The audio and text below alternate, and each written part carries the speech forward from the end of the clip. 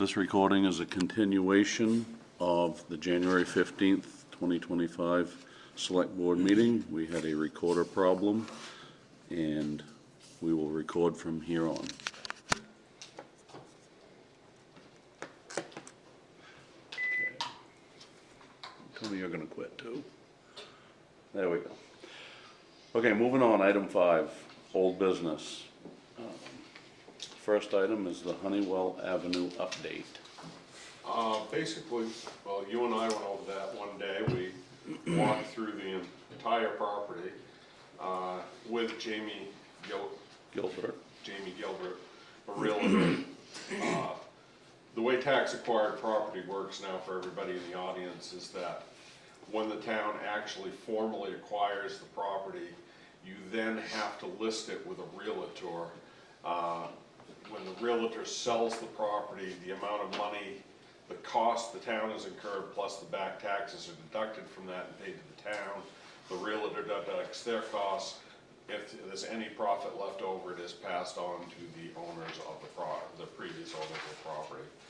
So we chose Jamie because she's a local realtor. We met with her, she walked through it, and she said, looking at comps on the Sangerville home, they're coming in between $30,000 and $85,000. The $30K was full of mold with foundation issues. The higher end ones seemed to be more fixer-uppers, but could have had more issues that you can't see, like floors and support being bad, such as in the home we're looking at. If you want a quick sale, I would suggest probably listing around $50,000 to $60,000 or so. We can always start higher and go lower, but it will take more time to sell. The foundation issues will be the biggest downfall. Of course, we have no knowledge of any of the systems, so it will be a cash sale only, or possibly a 203K rehab loan. So there's where we are. So basically what we need, what you and I discussed there with Jamie that day, we pretty much need to give her a price to list it at and have a vote here to go ahead and list it with her, so we can make sure things are all nice and clean and legal. My feelings are, I don't know how you guys feel, and I've thought about this some since that day, where we are relying on a professional to sell it, and it's, to a degree, the equity in that house belongs to somebody else other than us. My feelings are, hand it to Jamie and have her sell it, and we'll take our check when it's done. I feel like if we make the decision of what to put on that for a price, I don't know that we should do that or want to do that. I think she's a professional.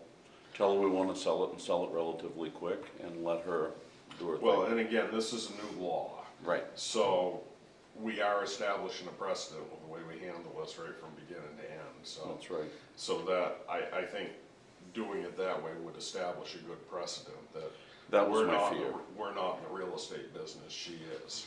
And I just don't want to leave anything undone. If we say list it for $30,000 and she sells it the first day, and the people come back and say, geez, you could have got more out of that house. I realize they've lost possession of it, it's not even theirs. But we are still, under the new law, talking about their equity in that piece of property. That is correct, that's why that law was passed the way it was. So I feel like just telling her what we would like for a timeline to sell it and tell her to price it accordingly, she's the professional. How do you guys feel? I'm good with that, yeah. That way it takes us out of that picture altogether. We did due diligence, we turned it to a professional, let them do their job. So I would make a motion that we tell Jamie we'd like to turn it in short order and to do what she needs to do, pricing and otherwise, to sell it. Second. I will contact her tomorrow and let her know. Okay? Okay. Next item, item B, is Mill Street update. This one isn't quite so quick and easy. Just want to make myself a note here.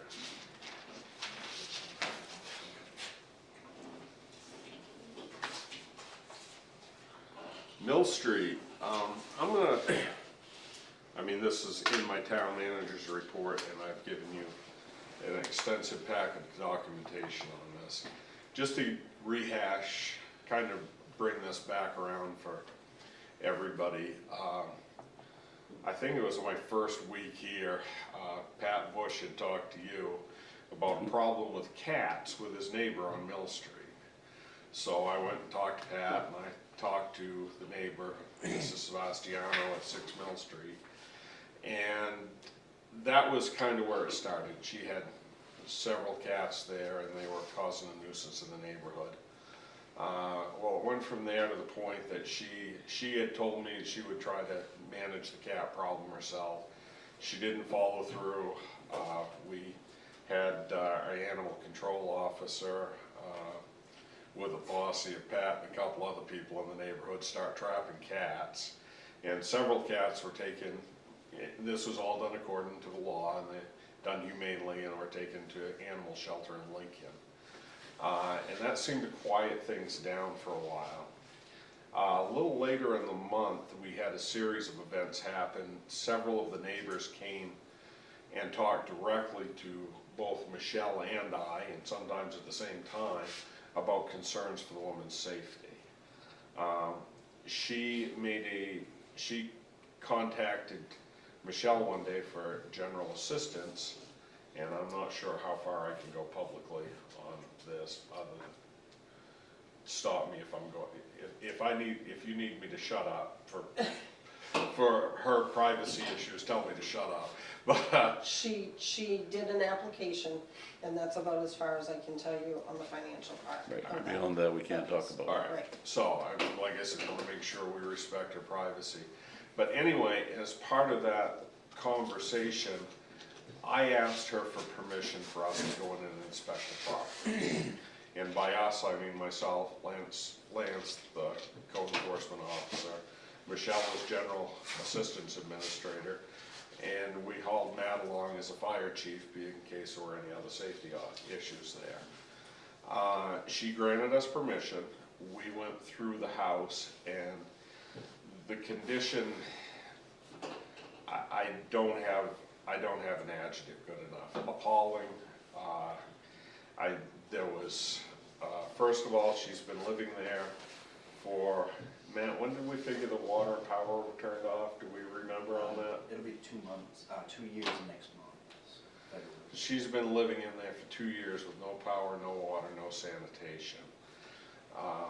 She has no heat. There's no other source of heat in there. There were approximately, we're guessing at different times, probably somewhere between 30 and 40 cats living in there with her during this time. The house is full of cat feces. Much of it has been there so long it's covered with mold. The air quality in there is absolutely unbreathable. And, you know, again, no heat, no water, no sanitation. So, upon leaving the residence, I immediately contacted DHHS Adult Protective Services. Sent everything that I knew to them. They did assign a caseworker. You'll see in your packet some of the email conversations we had back and forth. Quite honestly, I was fairly impressed with the DHHS caseworker. She seemed to really want to try to help and recognize the situation is as bad as it was. Well, she immediately started work to try to get Mrs. Sebastiano out of the house and into a better living situation.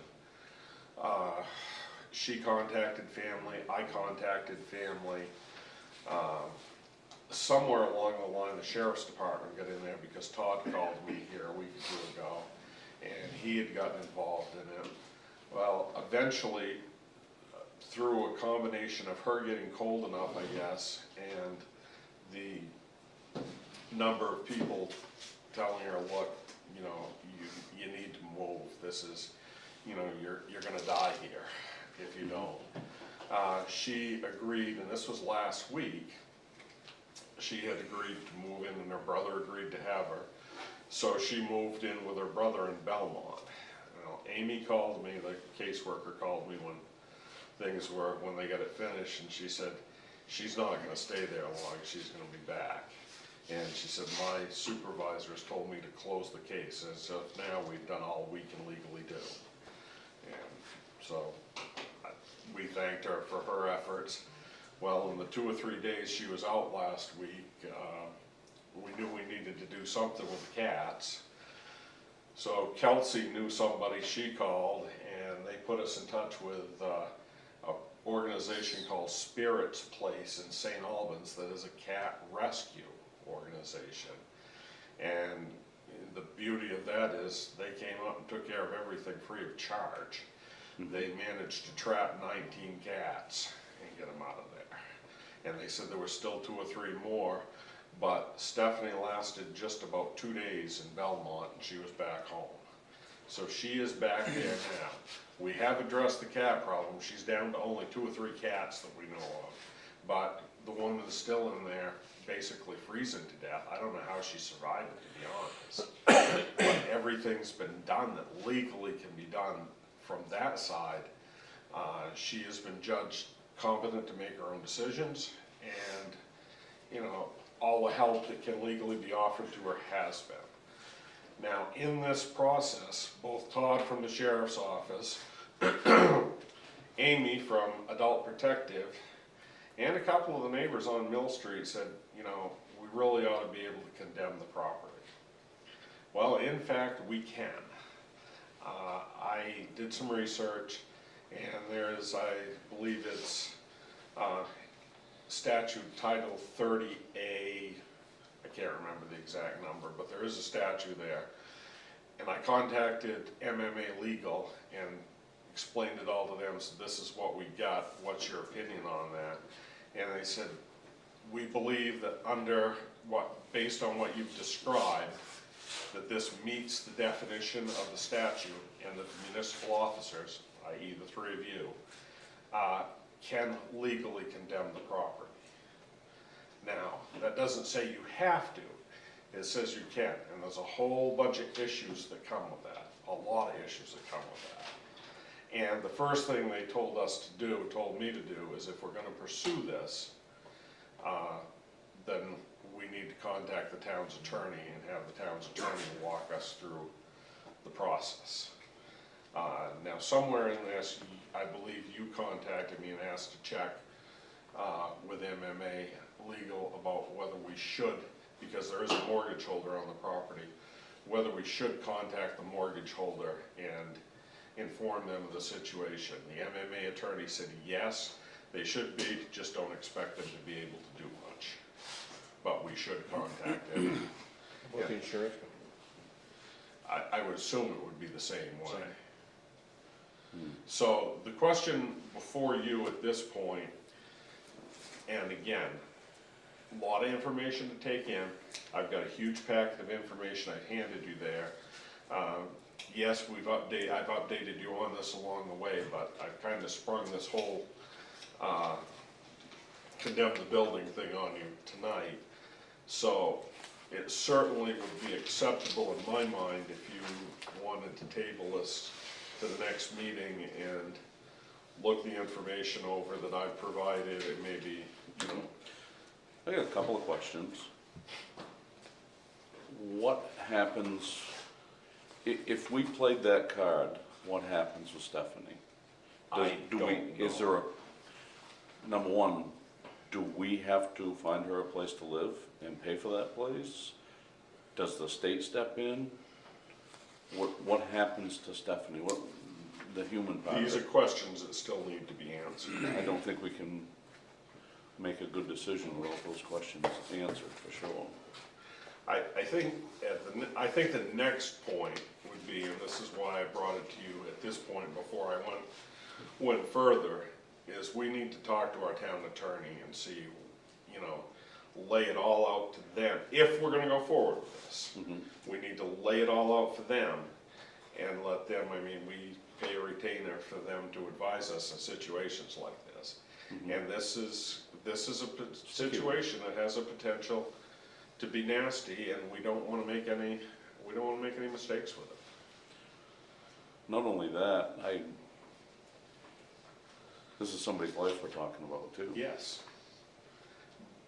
In both ways. And by the sound, somebody that's not capable of making a solid decision. However, apparently, the state has judged that she is. Mhm. And there was a medical evaluation in there somewhere, but again, you know, we're into a confidentiality Right, right. situation with that discussion. We don't need to bring that up. But she has been deemed capable of making her own decisions.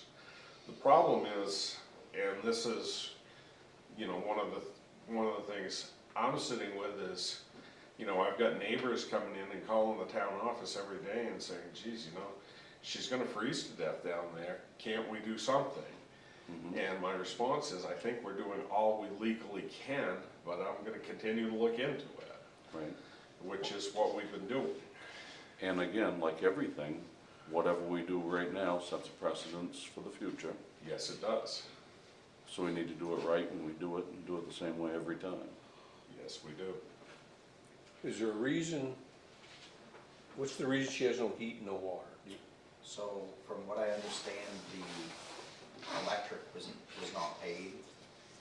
And after a certain amount of time, everything froze up, so all the pipes are broken, and she can't afford to get all that fixed. So right now, there's no water and sewer because of that. She hasn't, I don't believe she's been able to pay to have the power turned back on, but we looked through for safety issues, and there's some pretty serious safety issues that should be taken care of before the power even comes back on. Like wiring issues. Yeah, all the appliances have been removed, like the range has been removed because the power was off, and then just like wire heaters into it and stuff that's just not safe. I also did email the fire marshal's office on that, and I'm waiting for a response back from them. Because You'd have to completely start from scratch because it isn't set up for long term. So that was what we originally went in there to see how the town can help. Yeah, is there anything that we can do to help her? I mean, I guess this is the question, and, you know, if we was as a town to turn the power back on so that she would be warm, where do we stand if the house has electrical faults in it? I get And that, but, I mean, I would strongly advise against Mm. being involved with the power being turned on, at least until I hear back definitively from the fire marshal's office. But we also all have to think about if she literally does freeze to death, you know, that's on us too, and Not necessarily, because I feel that we've been doing everything we possibly legally can do to help this woman. looking in from the outside, that's what it's gonna look like, that we let that happen. That's been my concern from day one. Mine too. That's why you've got that big stack of documentation in front of you, and that we're talking about at every meeting. So, you know, I want somebody, if that happens, and I hope and pray to God that it does not, I don't wanna see that happen to anybody, but that if it does, somebody should be able to look and see a very clear trail that we've done everything we possibly can to help this lady. Have we reached out to any agencies, homeless agencies, or is there any agencies that cover this I type of thing? believe Amy, the DHHS worker, did that. That's a pretty strong source from the start. I think the biggest concern is that she doesn't want that help. There's been options, she just doesn't want that. She wants to stay there. But for us to turn the power back on, like you said, she's in danger of being cold, but she's gonna be in danger of us putting the power back on too. Yeah, that's a catch-22. So either way, you try and do the best There's you no can. other I mean, heat source. Yeah, but it's not set up for wood stove, it's for a furnace, so she has to have power, aside from retrofitting a wood stove, which, at that point, you know, how much of, you know, responsibility are you gonna take for her having a wood stove now? You Right. helped her get a wood, you know, there's The other more to thing- that. The other thing is, we can't ask people to go inside the building because the air quality is so horrible that it's not safe to breathe in there. Right, which leads you back around the door to the condemning the property, because it's unsafe. The whole point in condemning a property is it's a safety risk. Yeah, and If, that, if you can't breathe in it, and that was the thing, when I read the statute, I said, this fits. I sent the stuff off to MMA's attorney, and they said, yeah, we feel it based on what you're saying, this meets the definition. so if we've got a legal opinion on that already, you've documented that opinion from It's in your MMA. packet, yeah, the actual email conversation back and forth, is He's in that documented. packet. I haven't read it yet. Well, that's why I said, you know, you may wanna take some time with this, because it's a serious issue, and I know I just handed you this packet of information tonight. Meanwhile, it's 10 degrees outside, and we don't wanna drag our feet either. Right. The hard part I had is, if she's been deemed competent, and the smell and all that is not affecting the neighbors, and she wants to stay there, I mean, that, It leaves us, and I'm not saying that I don't wanna help her, cause I do think she needs help, but right, if somebody else is, I mean, do you wanna be taken from your home? You No, know, that- that's the hard, that's where I struggle with it is, well, and I And I think struggle in these same places, Josh. my answer to that would be, we have laws on condemning property for a reason. And if this fits within those laws, it almost is our responsibility to take care of it. I agree with you there too. You know, And the so and the neighbors have all, Right, I've talked. I've heard from a bunch of them. right, Well, I've talked with one right next, or both of them next door on either side. The next one down on the same side as her, one across the street, and the one on the corner across the street. And all the neighbors really wanna help her. They wanna They see, do. they wanna see her get the help she needs. Well, one of the things is, these neighbors are making her meals and taking meals in, because there's no refrigerator, there's no way to cook the meals, there's, you know, so they're feeding her. One of the neighbors is providing an extension cord that she can plug her phone in and charge it.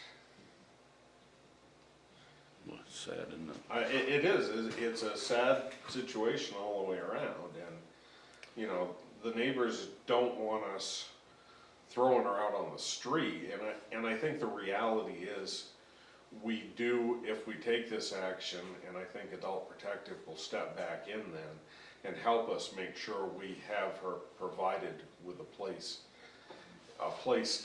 to go to. No matter what the law says, if we take this action, I would feel morally, we have an obligation to make sure this woman has a safe place to go. Yeah, I care the most about that. You know, the house and the smell and the cats and whatever. The other thing It's is, secondary to- next to the neighbors, how's that healthy for them when they're practically touching Right. houses? The family has no influence on her whatsoever. Well, seeing that she lived with this brother for all of about a day and a half, I guess that kinda.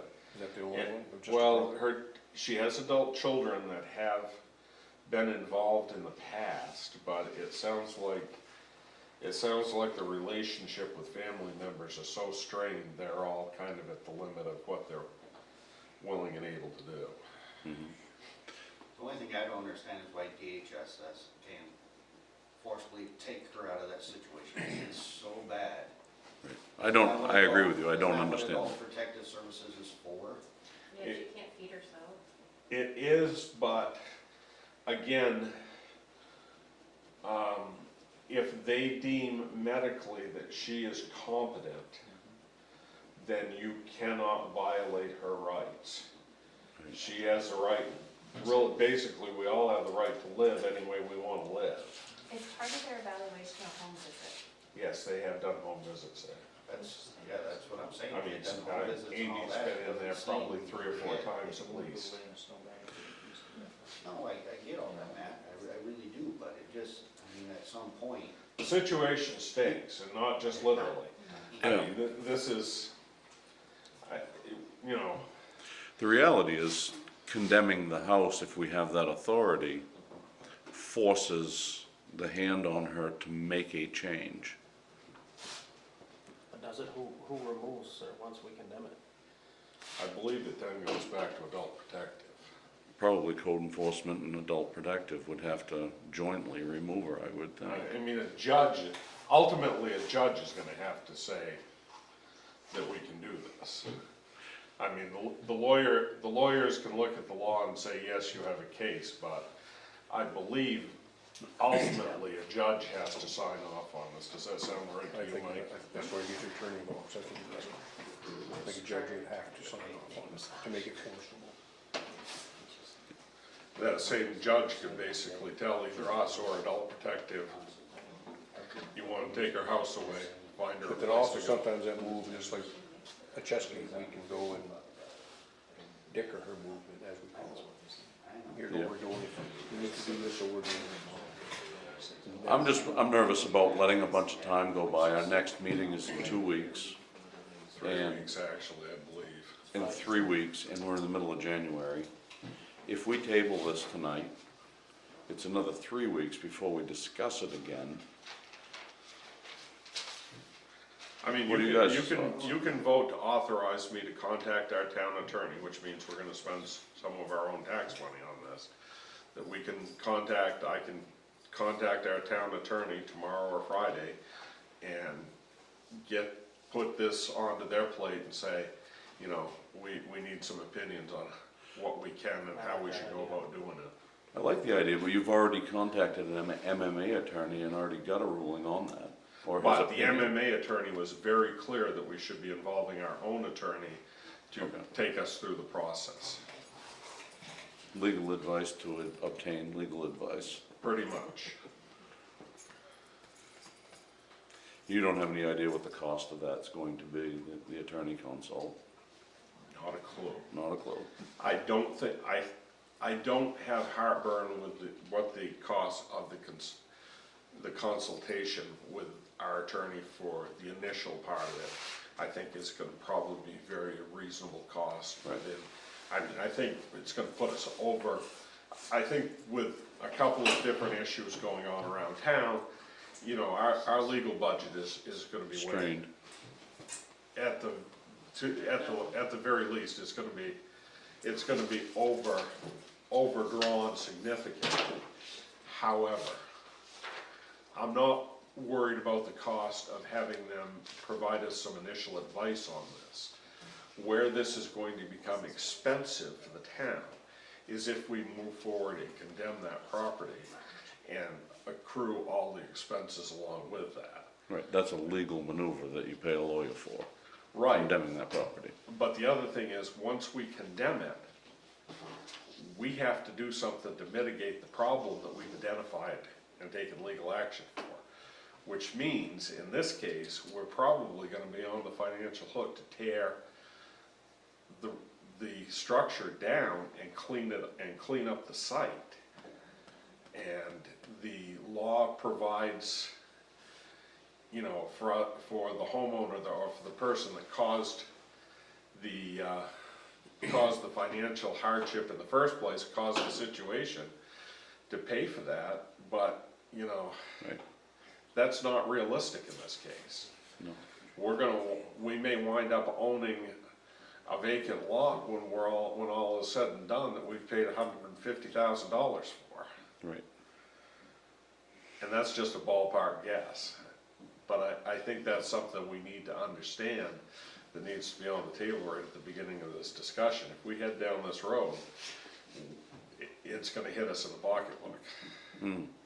That doesn't mean it's the wrong thing to do, but it does need to be considered, I believe. Right.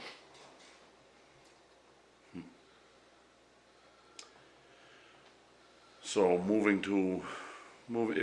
if we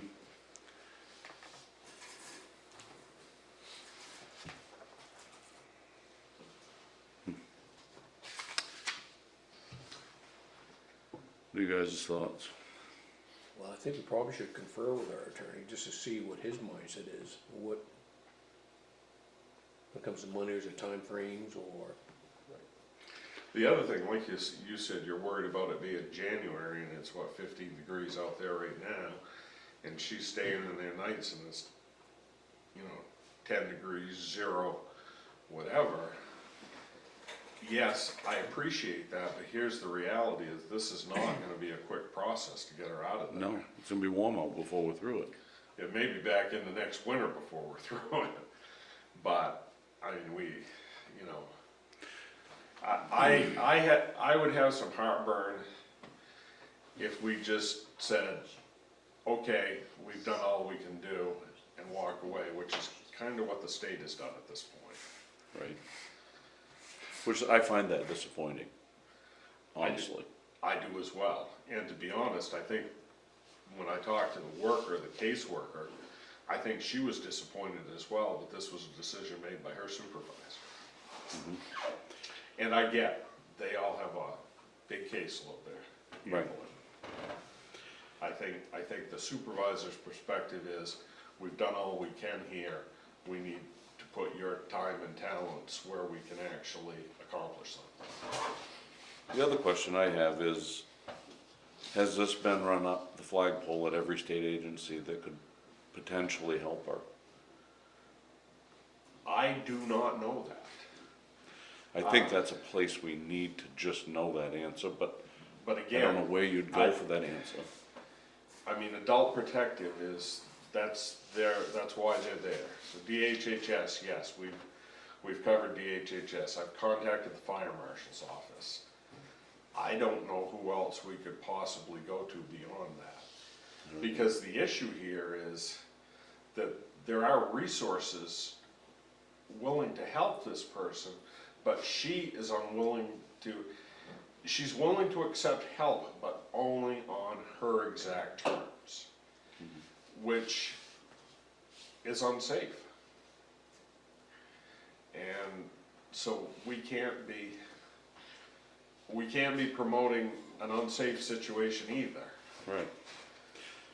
And it's hard, you know, we're, as a group, we're responsible for public safety in our town. And that's not safe for her, not safe for the neighbors, not safe for the remaining cats. Well, the good news is we saved a bunch of the cats, but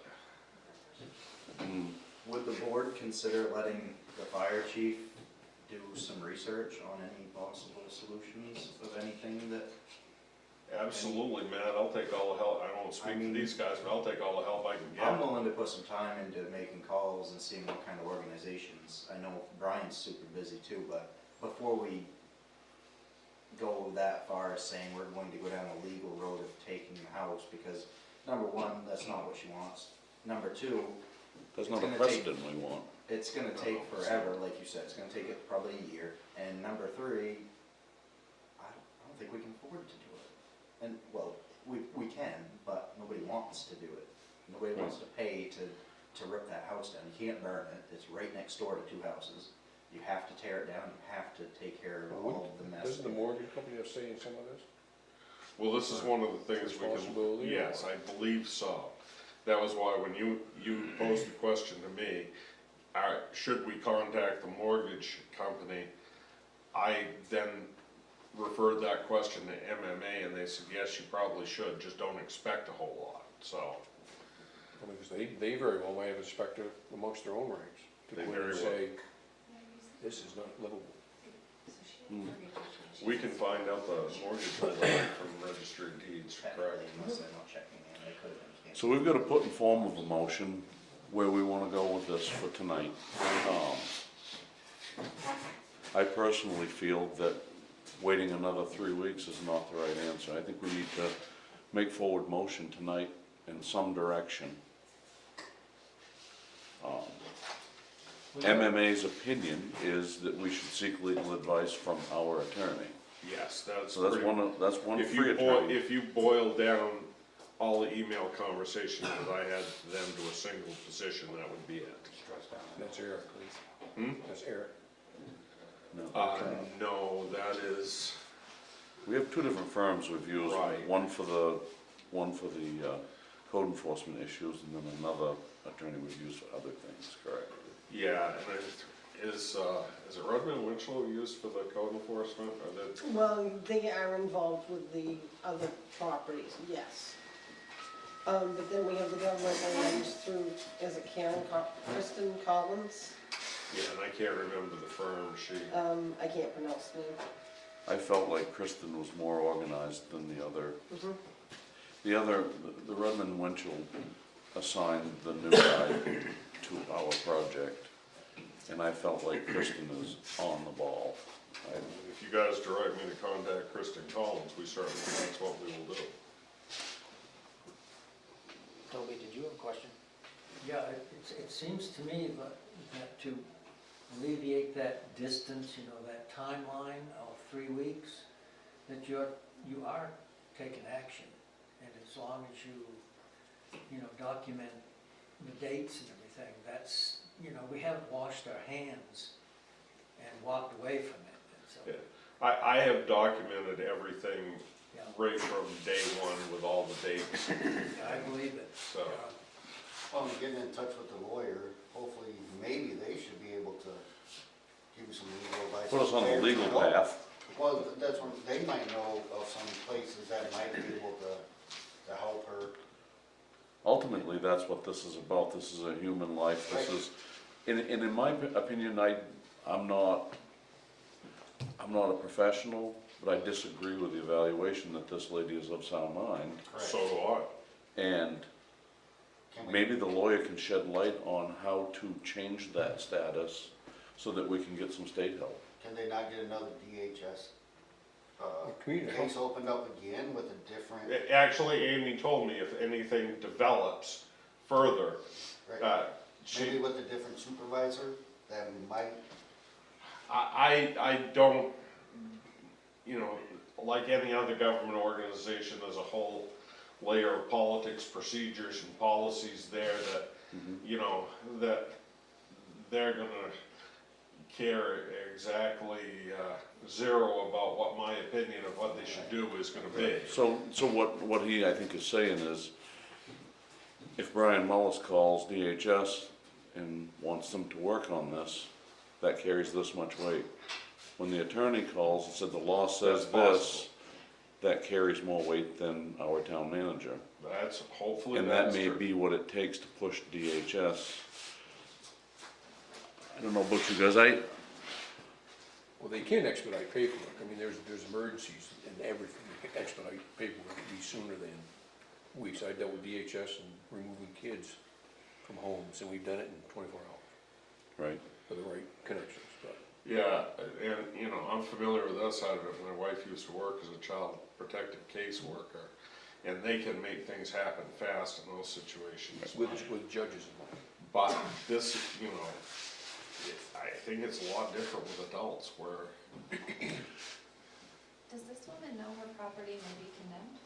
Has that discussion been had with her? I have not had that conversation with her. I wonder if she'd change her tune into looking into getting some help where she does want to stay there. I don't know if that's a conversation you need to have with a lawyer present with her, but I think that's worth looking into.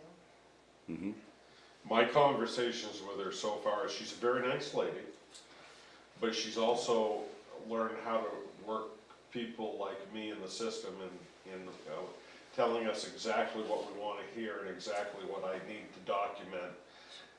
She's been through it before. So, yeah, she's an intelligent person. mm-hmm. So, let's see what your thoughts are. To put it in motion form, I'd like to make a motion that we authorize Brian to contact Kristen and run it by them, run it by the attorneys, and see what weight they think they hold in pushing this forward. Second. And that's what we're doing. We'll contact the attorney, And I will report back next meeting. and we'll express to them the urgency that goes along with this. And then we'll move based on what they say. Okay, moving on. Item C, Route 23 property update, referring to the Troy Nesbit property. Yes, one afternoon, probably 8-10 days ago, Mr. Nesbitt's neighbor, Craig Mitchell, has an auto repair business on the other side of the road from his house, came in and asked what we were doing, and I told him in a nutshell what action had been taken, and it's public record. And he went on to basically educate us that quite a bit was still happening that he didn't think was right. Now, we got registered letters from, I think that was Rudman Winchell. Peabody, on behalf of Maine State Housing that said they had foreclosed on the property. Well, apparently he got an attorney or filed an appeal or something about that, so he technically still owns the property while he's fighting the foreclosure. I didn't realize he'd do that, but apparently he can. And Craig said that he was, Troy is in and out of the house every day, every night, taking stuff off the property, has been cutting wood off the property and hauling it to his other lot directly across the street, which he's essentially turned into another junkyard type property. And so what I did was I initially contacted the attorney we have that's representing us in the action against Mr. Nesbitt and informed them, and they said, well, a foreclosure, he's fighting the foreclosure, so at this point he has legal right to be on the property. But they said, we will contact the attorney for Maine State Housing and let them know this is going on in case they want to try to seek further action against him for taking wood and whatever off the property. Matt helped me out with this as well because where they had the fire on that property, we already had Forest Service involvement. He contacted the ranger that was handling that. And Matt, I'll let you go ahead and. All I really know, I spoke to the ranger and they looked into it and said that they believe as of right now, because it's an appeal, legally, he's really allowed to do what he feels fit with the property as far as they know, so. He said it was more of a lawyer issue than their issue, so. And he's got across the road, you can see the driveway and up the hill, and there's a lot visible from the road. So, I don't know if we're at the point where we just should continue to let things play out, or we should try to do something. Lance's position is he would rather see us just kind of let things play out legally on this property before we take the next step on the property across the road. And I think he's a little bit concerned that if we were to keep at him, it might come across as harassment, especially as, there might be some other properties in town that people aren't complaining about that really might meet a similar criteria. So I wanted to update the board because I'm kind of the opinion, I guess I kind of agree with Lance on this one. At this point, I think we've done all that maybe we should do at the point, and that we should just leave it to the lawyers to hash out from here on out. But that's my opinion about where there had been a complaint, where I had gone down and looked at things. I didn't enter the property, I just looked from the road. But I wanted to make sure you were aware of that latest piece of this.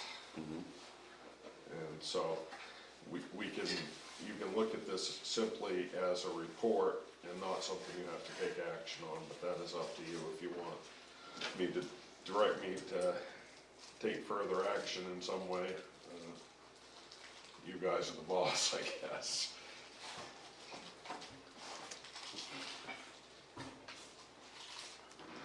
I think at this point we take it as just that, basically a report on the situation, rather than something to act on.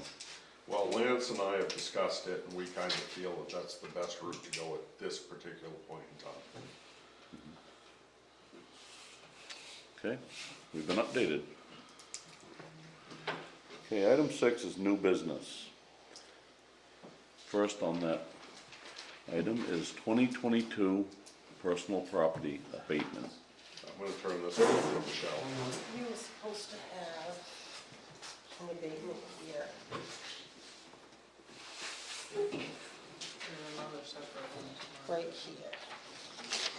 So, in 2021, Lorna actually filed a real estate tax against personal property, but she filed a lien on it, and you can't lien personal property tax, because you can't take it. So this gentleman has a tax lien that has expired, which makes it town property, but it's a trailer that's just a storage trailer. So the only way to get this off the books is to abate it. And this is the application.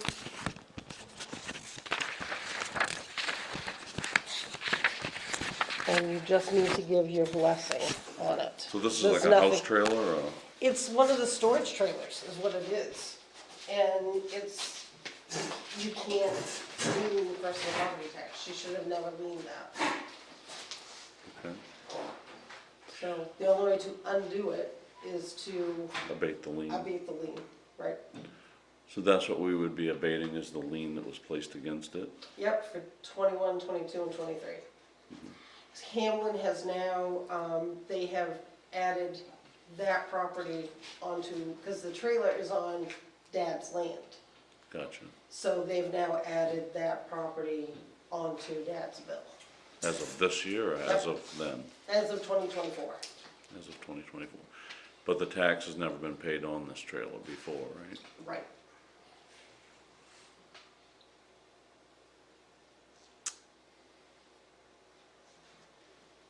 So if we abate it, he's had a trailer for 3 years that he's not paid tax on, it's a taxable item. That's right. And there's no real way to get that property tax money back. And the lien was not done by letter of the law, so to speak. Right.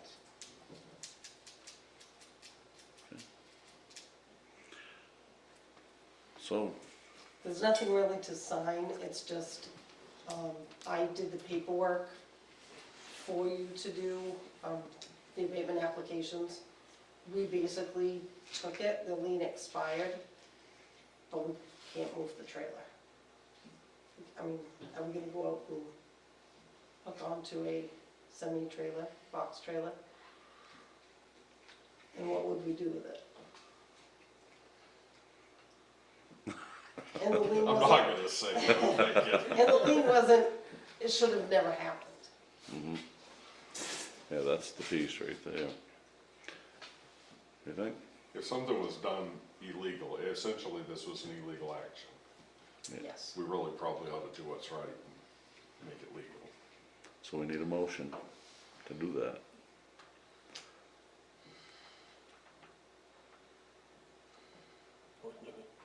Yeah. What words do we put it in? So I make a motion, we abate this tax lien, Second. both.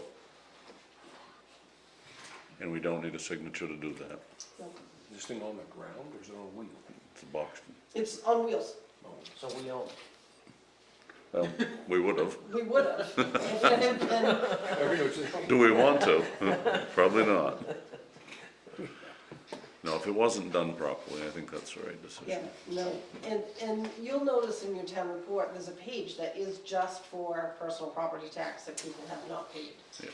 And that's what should have been done with this. He should have been listed in the book for the years that he had not paid.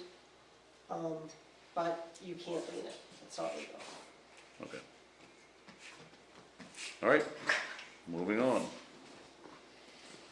Item B, Rhonda Kraus Cemetery Deed. I'm gonna let Michelle handle this one too, 'cause she actually talked directly with Rhonda and I did not. Okay, so Rhonda and her husband have been looking for a cemetery lot. And they've been through Jackman Corner. Bob Pansiera went out there and worked with them, trying to figure out where they could actually place their remains. I guess in Jackman Corner, if I The remember right, problem there's with a lot of. Jackman Corner is I went out and looked at that one earlier this year and walked around it, and most of what is open, I guess there are some lots that are potentially usable that are open, but most is in that corner closest to the road and closest to Route 23. And you get about that much moss over hard ledge, and I mean, we're not talking ledge that you can scrape up a little bit, we're talking stuff left over from the last ice age. So, it really, we own a chunk of land in that cemetery that's pretty much unusable for anything. Unless we go to putting mausoleums there or something. So based on that, then she was going through a bunch of paperwork, either her parents or somewhere she found a deed to a piece of the cemetery in the village cemetery. But it's under a relative's name, and she wants to know if she can have that transferred to her name. And I said, I have no idea because we do not have a policy on cemeteries that I'm aware of. So that's why I'm here to get some direction. So the relative that owns the lot is alive, I believe they're deceased, they're and I deceased. don't think there's any heirs to pass the cemetery lot on to. We'd have to know that, obviously. Yes, I think that one's gonna require a little bit more homework on the deed that she's looking for down here, right? right, So she's looking to acquire the deed that a relative owns that's passed. right, exactly. So somebody other than the relative owns it now, technically. There's gotta be probate papers filed on that relative passing on. I would think there'd be something. We're gonna need to see that. Okay, The reality is that this particular piece of the property may have Executive to missed her. in probate, I think is what Yeah, probably happened. we need to know that though. You're right, we did. that's, gives me direction, which is what I was looking for. Just look at the probate of that person that owned the lot. Figure out if there's any intentions in that probate of where the lot goes. Executor. Right. I think we gotta chase the paper trail a little further. Okay, that's Direction. what I needed, thank you. And you'll keep Rhonda in the loop on this? Yes, yes, And- I'll and call her I tomorrow. guess the other question is somebody already buried in this lot, or is it empty?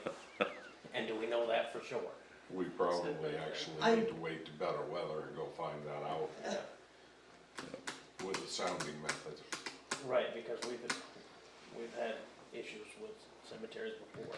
People being where This, they weren't this supposed brings to be. up, this brings up a topic for a future meeting, but one of the things I wanna do is have this board authorize us to create a cemetery committee that can help us with some of these issues, cause our cemetery records are really a mess.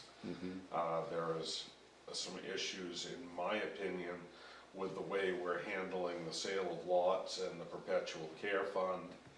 And, not to mention the fact that we need to get out and do some work in the cemeteries that hasn't been done in a long, long time. As well as, we're gonna be running out of space to sell people places to rest their eternal remains, I guess, for lack of a better term. Okay. Moving on, item C, tree growth penalty. Okay, so on this one here, evidently this gentleman, Jason and Lisa Miller, took out property that was in a tree growth plan. And anytime you take property out of tree growth, you have to pay a penalty. And that's what that is. I have to have the board's signature and then we'll send them a bill. Okay. So this is something they've just recently done, taken a parcel out of tree growth. About a month ago, Okay. but we haven't had a meeting. for And this is the calculations of that. Yep, and the Josh value. does all the calculations and sends it to me. Okay, so Josh did all Yep, this. Josh produced that. Okay.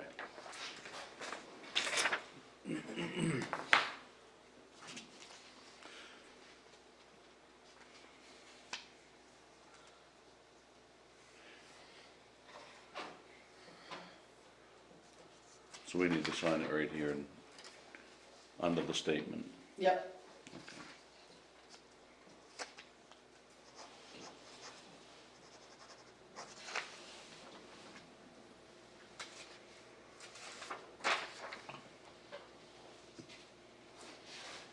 didn't see the cemetery deed. Did you put the cemetery deed up there? I never saw that one, I know you mentioned it. I'm the saying, other I'm day, looking but- down through the agenda and I'm not seeing it.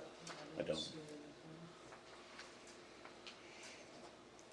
Kind of putting it in Josh's hands, So is that if what that's his we're job. We're gonna have to skip that one. All right, That's how I feel, if he did it, we're good. we'll That's table what we that. hired him Yep, for. because I'm not seeing it on the table. Just didn't know, you don't recall that name, so. No, I didn't either. Okay, moving on. Item D, cemetery deed, Jackman Corner Cemetery.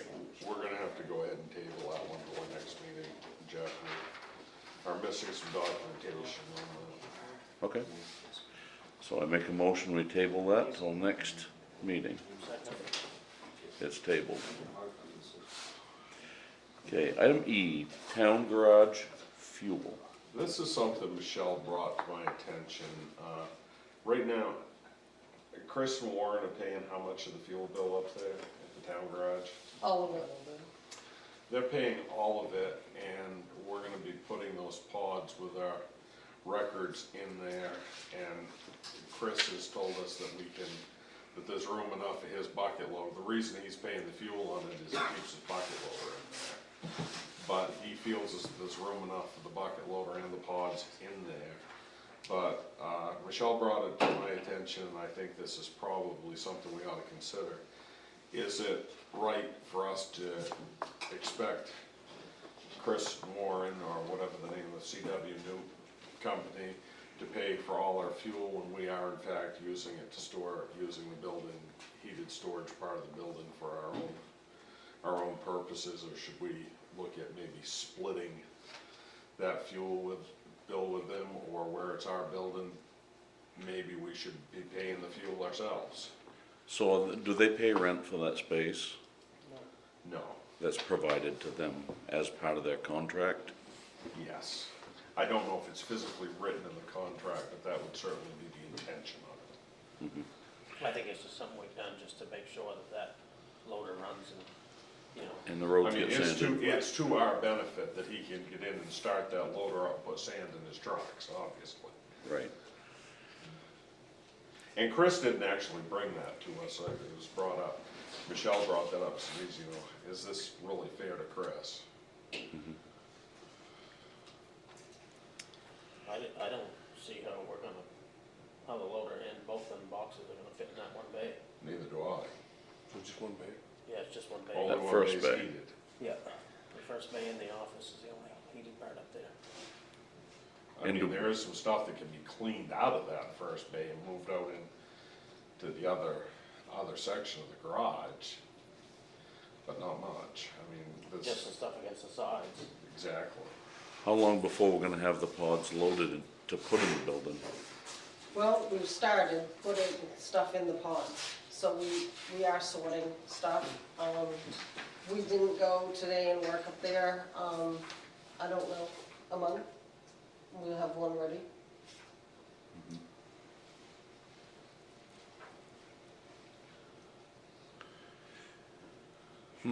That's a dilemma. Yeah, I mean, I think we ought to just wait and see what we take up for real estate, and if, I mean, I'm not against paying for the fuel. If he happens to park his loader in there, then he, you know, if it'll fit, it'll fit, but, Do we have water and stuff in that building? Yes.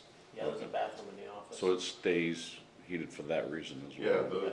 the thermostat in the office is set on 50, I went and double checked it the other day to make sure everything was working the way it should, that we didn't have frozen pipes. Have we asked for Chris's input on this? No, we have not, we just, I mean, we just kinda looked at it and said, gee, is this really 100% fair or not? I think it's a question, I think it's a conversation we should have with them and just see how they feel about it, see if they, in their mind, figured it into our contract or into their contract. I don't think we need to make a motion on it tonight, but maybe we ought to just have that conversation with Sure. Chris, just to see how they feel about it. Yep. I think once if we take over that space, then obviously it's our responsibility. There'd be no question about that. And I think to a degree, some of it is our responsibility. We have water and office and a restroom in there.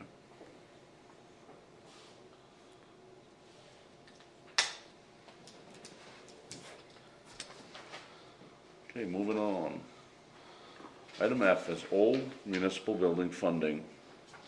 I guess with your permission, I'd kind of like to run item F and item J together, because I think it's gonna be pretty hard to separate them. Okay, so item J being capital reserve account, item F, old municipal building funding. We'll start kind of at the top, and we're gonna have our first meeting of the town hall committee on, this coming Tuesday, right here at 6. And I think that's when we've got what we expect to be the leadership of that committee sitting there in the back row to the left. And Dennis and Melissa, if you feel that you wanna add anything into anything I have to say or ask any questions along the way, please do so. One of the problems I've had since taking this position is I find it very hard to get contacts and response out of Steve Gavoni, the engineer for Wentworth Partners. Contacted him several times, emails, phone calls, phone messages. Melissa has actually tried contacting him a couple times. Well, finally this week, George Bell, who works for Steve, contacted me, and he brought a roofing contractor up this morning. We met him here, Mike and I and Dennis met with George and was it Main Roofing, wasn't it? And we took them into the building, they went up and looked, and they were quite favorable in what they felt they could do. They certainly, they said they have the equipment, they've done this type of work before. And they didn't really feel that it was a major roof job to fix the leaks and get our roof in good shape. They thought they could do it in less than a week.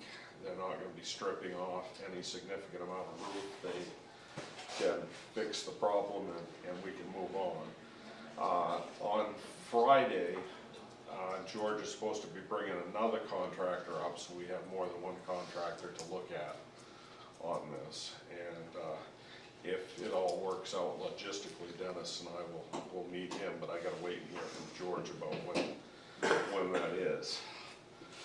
In the meantime, the grant I submitted last month got rejected in a large part because I didn't have enough information in it. And the information I was missing was what I couldn't get because I couldn't get a hold of Gavoni.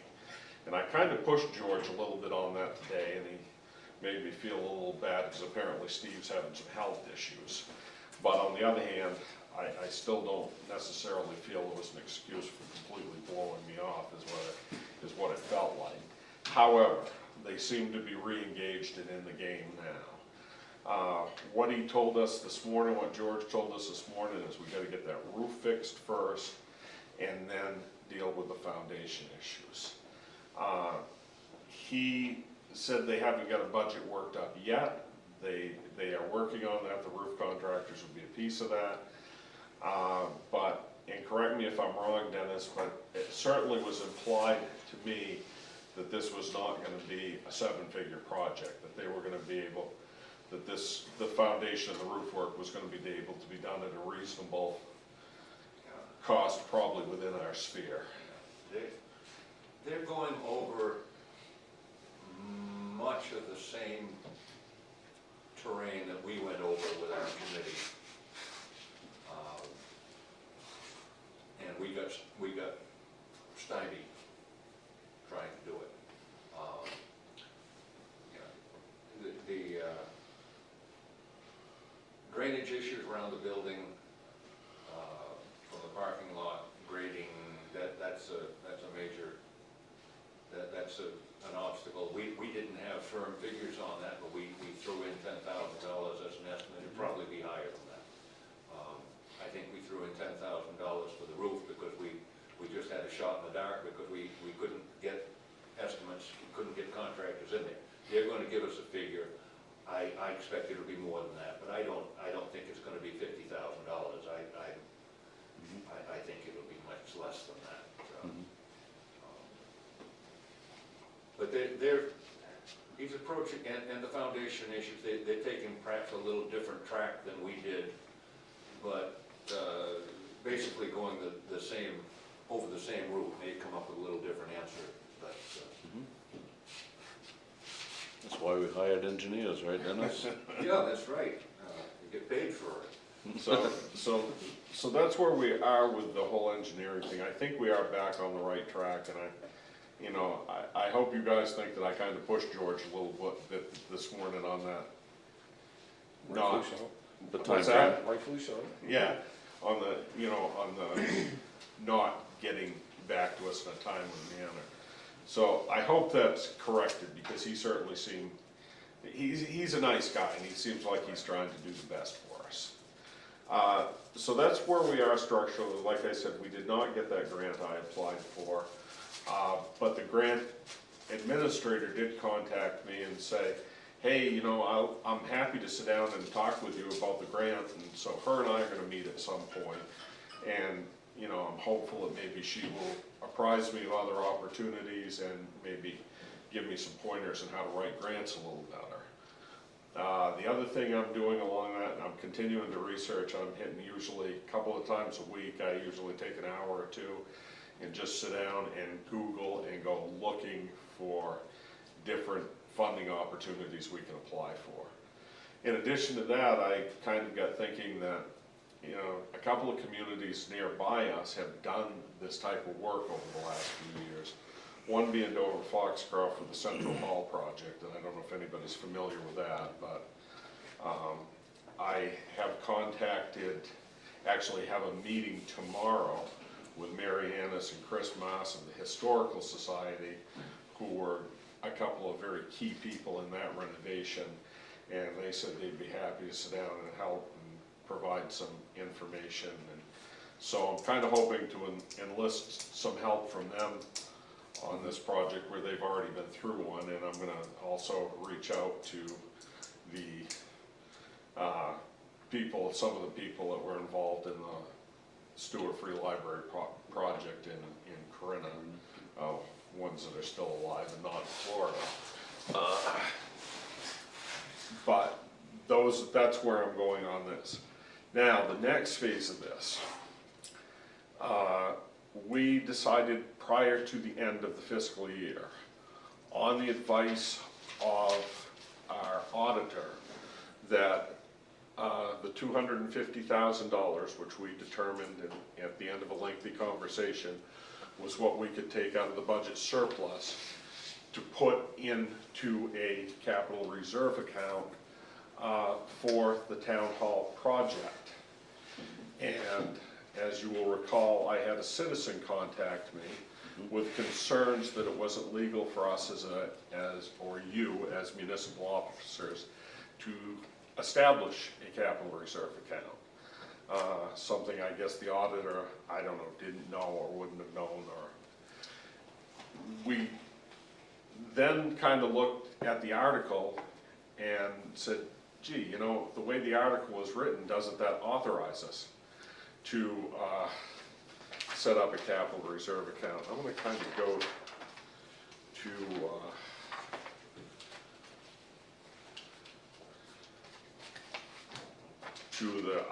and I've provided copies in your packets of the conversation I had with the attorney at Maine Municipal Association.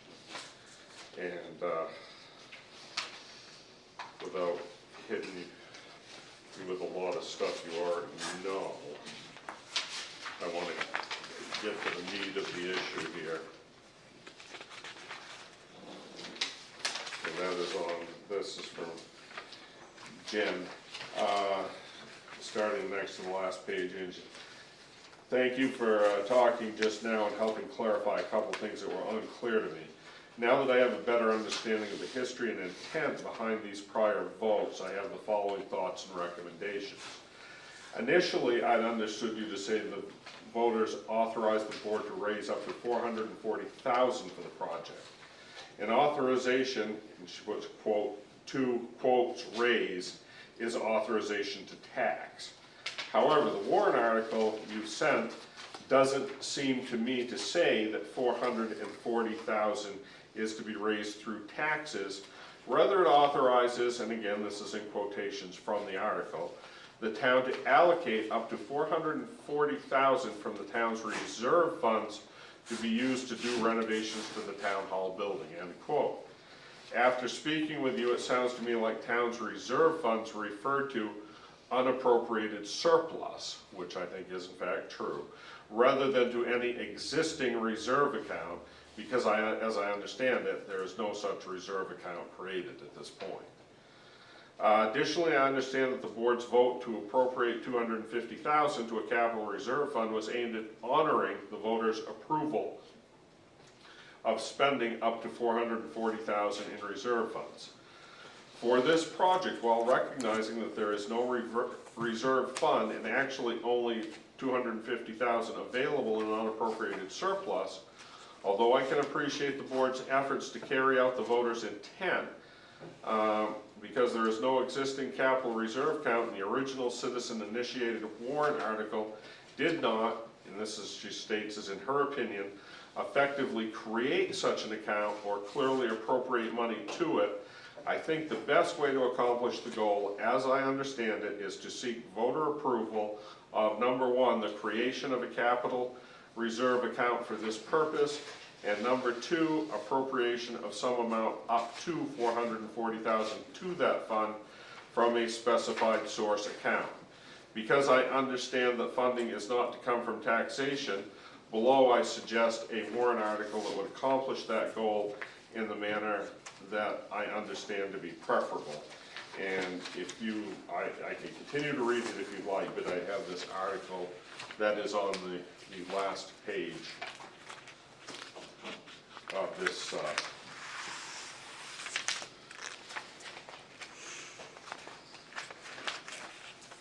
and for the recording and the people in the audience, I will read it. Article blank, to see if the town will vote to establish a non-lapsing capital reserve fund, perhaps call it the Town Hall Capital Reserve Fund or something similar, that's in quotations. A non-lapsing capital reserve account from which the municipal officers, which is these three gentlemen, may appropriate funds for the following purposes. It leaves a blank to establish those purposes, and to appropriate blank funds from undesignated surplus to the capital reserve account.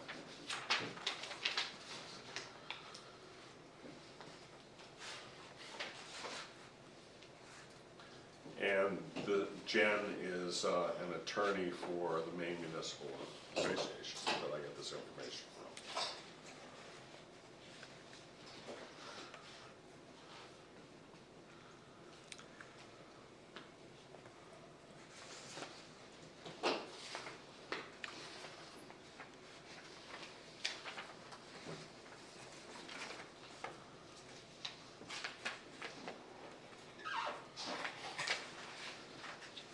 So the $250,000 we currently have identified as undesignated funds that are in our sweep account. Right? So the money is there, and we're not gonna use that money anywhere until we have a determination on this. Actually, we can't use that money without your authorization. Right. So if we follow this outline, now that we've gone into a new year, The way I see it, you have two options. Option one is you have a special town meeting to enact that one article on the warrant. And if you so wanted to, you could also have a second article that would, well, that article allows you to appropriate the money on it as well. But anyway, you could have a special town meeting, or we could leave that $250,000 alone in undesignated funds and put this on the warrant for the annual town meeting on the 29th of March. where does that leave us with these roof repairs and because the engineering costs have already been, that's a totally different thing. My understanding is that we're not gonna be able to do any roof work until the weather gets a lot better anyway. Is that your? Yep. Yeah. It's spring. So, under her advice, do we need to make a motion or a vote to suspend that $250,000 in the attempt we made to put it into capital reserve for that building? She's advising against it, from what I can see. She's advising that we take the question to the people. Right.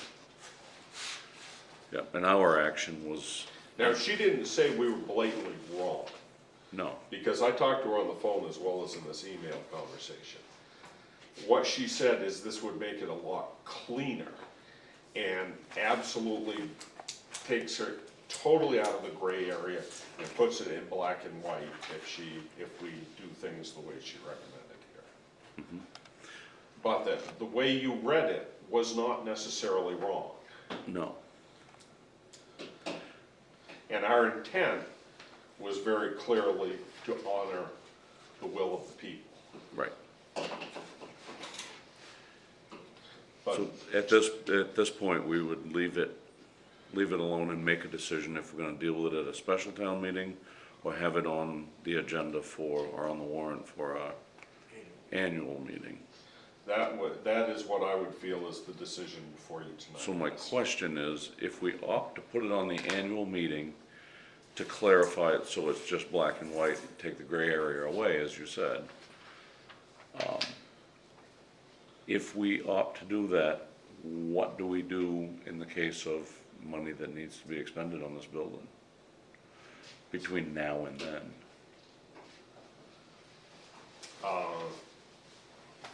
To be honest, I guess if we had an expenditure between now and then, the correct course of action would be to have a special town meeting to get authorization to use those funds on that time. Do we expect motion that's gonna require us to spend money between now and the last week of March? To be honest, I don't think so, because the number one priority at this point is that roof, that's what George said today. And the roofers that were there today, and I think this guy coming from Vermont that's gonna look at it within the next day or two, are gonna say the same thing, we need better weather and the snow off the roof before we get up there to start working on it. And if we're to authorize that, then it's probably gonna, be happening April at the earliest, I would think.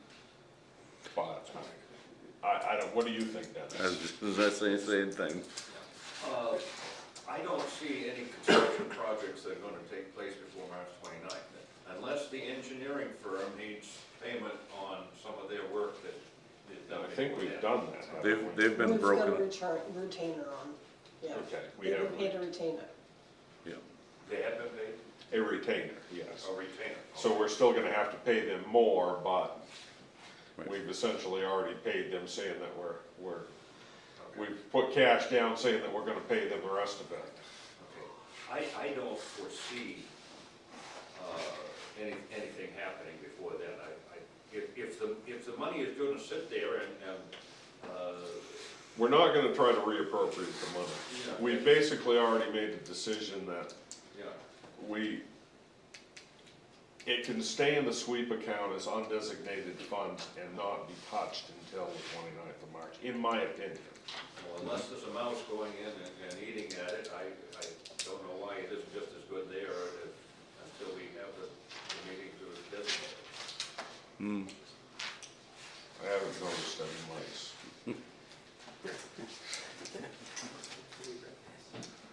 I just think so we have to go through it all again, but by the sounds, that's what we're gonna have to do. Right.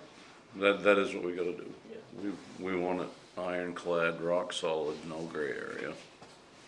And we just need to know how to write Well, and again, questions. the article was a citizen initiative article, and whoever wrote it did the best they could, but there were resources that really probably weren't available to them, or they didn't know were available to them to help them with the That's correct. legal ease of that. And I was part of that, and that is correct. So I think it's a matter of, we just have to explain that And whether it's a special town meeting or the annual town meeting, we have to explain that in detail and understandable terms so that the voters understand Right. what was done, why it was done, and how it was done. And That- that everything, that we have gone to every possible length to keep it as legal and correct as we possibly can. Right. So that being said, Dennis, I think as this committee comes together and starts working on this, this needs to be the first topic or a topic so that we can be prepared for writing the warrants for the town meeting and all that. Well, and again, I had asked Melissa and Dennis to be here tonight and to invite any other members of the committee that wanted to attend so that everything was heard firsthand by all parties, so. Melissa, do you have something? Yeah, I have a question, so I get holding it, if that's the way you're going, but when we get the committee together, I know there's people just fighting at the bit to do fundraising. Where can we put those funds that we start fundraising? That is a question I'm gonna have to go back and ask that same attorney again, Okay. which I'm happy to do. I would imagine Toby? for right now it's gonna have to. If this is going to be an express purpose for that 250,000, let's just say a scenario, if something would arise between now and then that we spend this money on that building, it was decided not to, how would we get that money back out? Is there a way? Or is it so ironclad that we can't get it out? Well, the fiscal year has ended and we didn't spend those funds. Right. But the funds, because we didn't spend them, they're still there. Yeah, right. The money's not, the money is in what we call a sweep account, which is essentially our savings account. And the only thing I can see is now that we've entered a new fiscal year and we're limited about how we can spend in the first 3 months of that fiscal year until we have our annual town meeting, that if we did encounter an emergency, we would pretty much have to say, we have to have a special, this is my view on it, and I can clarify this with Maine Municipal, but I think this is what they're gonna say, is, legally post your special town meeting, have the selectmen say, we need to have a special town meeting, go through the legal processes to post it, have a special town meeting, say, this is what we need to spend the money on. The money is in our account, but we need the authorization of the taxpayers to spend it. That's how I read this. Yeah, I get that. I'm just, when you put something in an express dedicated account, and if the town, for whatever reason, chooses that we can't afford, and we wish to, retrieve that or put it into a general fund or another account. I believe It's an action of the people. what has to happen is then you have to go to a town meeting with an article to dissolve that account and move that money to, where the people decide they want it. Because ultimately, when you get right down to it, this is the people's money, Right. period. Yep. And That's my interpretation, that it's an action of the people to dissolve the account and move it to a different one. I was just thinking of the poor budget committee that really needs to have a plan, have it laid out in the future more or less, in order to make decisions. well, the budget committee the budget committee's been great.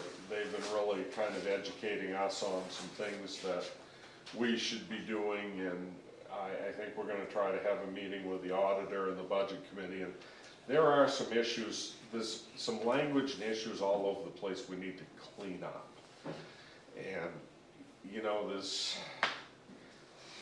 there's a lot of work to be done in all areas, and we're trying our best. I understand that. I guess, but, But yeah, you're right, there needs, and that's what we're trying to do here, is trying to make this just crystal clear and absolutely within the letter of the law. And I should add to that, also to the will of the people, which technically are the law. Any other comments or questions about the subject? Okay. So we really don't have any movement on this other than discussion, correct? Unless you wanted to do a special town meeting, the only action would be to either do a special town meeting or wait until the annual town meeting, which is only 2 months away. Right. Do we have to rescind our vote from last time? I don't know. It might not be a bad idea to say that, you know, to make a motion that Per legal advice, per legal advice, we're not going to establish a reserve account at this time, but we're going to bring it to keep people. that set money in the town sweep account until the people can act on the question in March. And I don't know how you put it into a motion, but that's essentially. I'll say you just made that way too long for me. Paraphrase it then, cut it down. Come on, Josh, we're waiting. All right. Yeah, Move that we suspend action on the capital reserve account till town meeting, but leave those funds appropriated as undesignated funds until that time. Is that better? yeah, I get it all out. I make a motion that we suspend the account, the reserve account for the town hall. I've already forgot it. Okay, per legal advice, I make a motion that, we got a kind of a motion on the table, but it fell apart, so Yes, yes. let's start over. Per legal advice, make a motion that we leave the funds where they were, and at our annual town meeting, bring to the people a warrant article to create the town hall capital reserve fund. Second. There you go. Staying where it is. We confirm that to be the 20th of March, is that, all right? The 29th of March, the last Saturday in March. My understanding is the tradition of Sangerville is that the town meeting was always the last Saturday in March, is that correct? That is correct. Possibly. I thought that it was the will of the people, or all the ones that I talked to, that we return to that tradition. So that's why I've suggested that is what we use for town meeting. If you wanna change it, you have the power to change that, but We've seen that happen. Let's confirm it then. We'll I confirm think it. we should confirm it tonight, yes. Yep.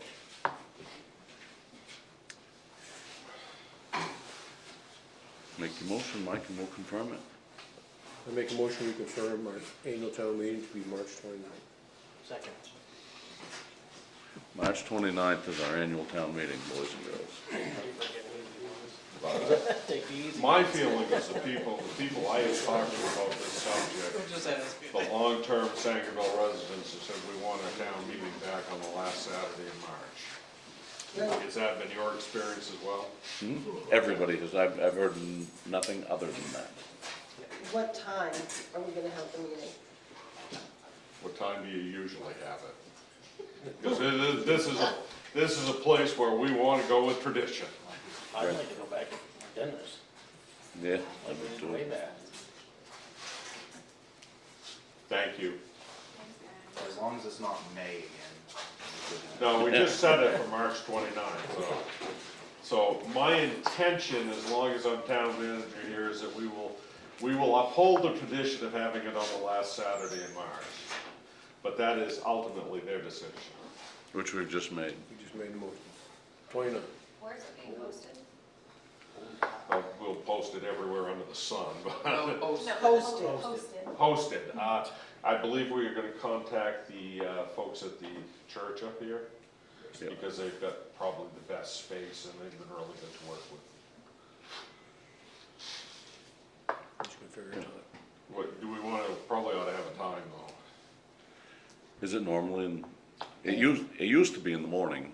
We used to get together at 10 o'clock, we'd have the meeting, we'd have food and all the stuff, and then we'd go back and finish the meeting. Back in the old days, we'd take out all the fire trucks and set up the tables. We can try you to wanna do- make all that happen, just as it did in the past. I have no problems with that. I think Well, it it's a depends great if way- we've got people I think it's a wanting- great way of doing things. I do too. If we've got people that are willing to do that, we obviously as a group are not gonna be able to do that. No, but I know the folks at the recovery center are always asking for whatever they can do to help out the town. The fire department's more than happy to help with all that. The fire department's always willing to help and always stepping forward to help us out. Sorry. Some of the high school kids might be interested in community service hours, so they might be able to. Another good option. So I say we leave the time open at this point and contact these people that we're speaking of and try to put an event on. I would like to see everybody in the town at the town meeting. So do I. And if that's an appropriate way to do it, I think we should. I mean, I remember as a kid, going back, the big potluck dinner and the whole deal, don't you, Toby? And I just think that that's a good tradition to return to. And I don't think we have enough information to make the time decision tonight, but that we've decided on the date, and we Well, ought the to- date's key, because we're kind of, we've got a schedule on the budget committee.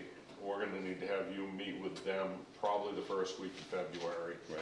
And then we'll be in a place where we can put that warrant article, the town meeting warrant together, you can vote on it, and we can get a town report off to the printer, so that'll be Correct. available in early March. But we ought to be planning this time, and we got the date plan the time out, what's gonna happen and who's gonna make it happen. You know, if the fire department's, willing to be a part of it, we need to start pulling that I will together. work on putting all of that piece together.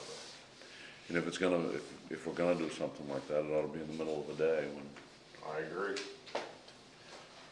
okay, so, to be determined on the time. Moving on, item G, rent increase of 3%, and I'm assuming that is on our town office space. It is. Yes. And that was agreed to in the lease, wasn't it? I just spoke to Lee and he said that the lease will go up 3% each year to bring the rate up to what is, Yeah, for But some is reason I was this- thinking I read that within the lease, but I'm not certain of that. I honestly have not read the lease. So we're a year-to-year lease then? Which brings the lease price to $16,551 a year for this coming year. And that will be just put That's through, just kind of an FYI, this is where we're Yeah, at. we've already worked through that piece of the budget with the budget Right. committee, so. okay, so this is FYI, this item. Okay, item H is the rabies clinic. Yes, Saturday. Last Saturday, we held a rabies clinic and we actually had 20 dogs come through. Last year, we had about 5 or 6, so it's increased. People were waiting here early, so it was great. I mean, everyone was very appreciative. So we'll do it again Would next you do year. that, would you do that What's that? here? Here, yep. I was aware I wasn't able to attend. I was gonna say, Okay. Moving on, item I, FMLA state requirement. Where you own a business, you are aware of this. I am. Basically, what we need from the board is a determination of whether, and this affects for the town of Sangerville, it affects Michelle, Kelsey, and myself. Yourself, yeah. Do you feel that we should pay that percentage point out of our salaries, or that the town should pay it on our behalf? So we pay it for our employees, they don't pay it in our business, because it was our interpretation that it was our responsibility.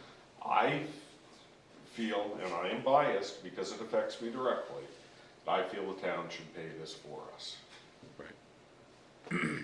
But I will abide by any decision you make.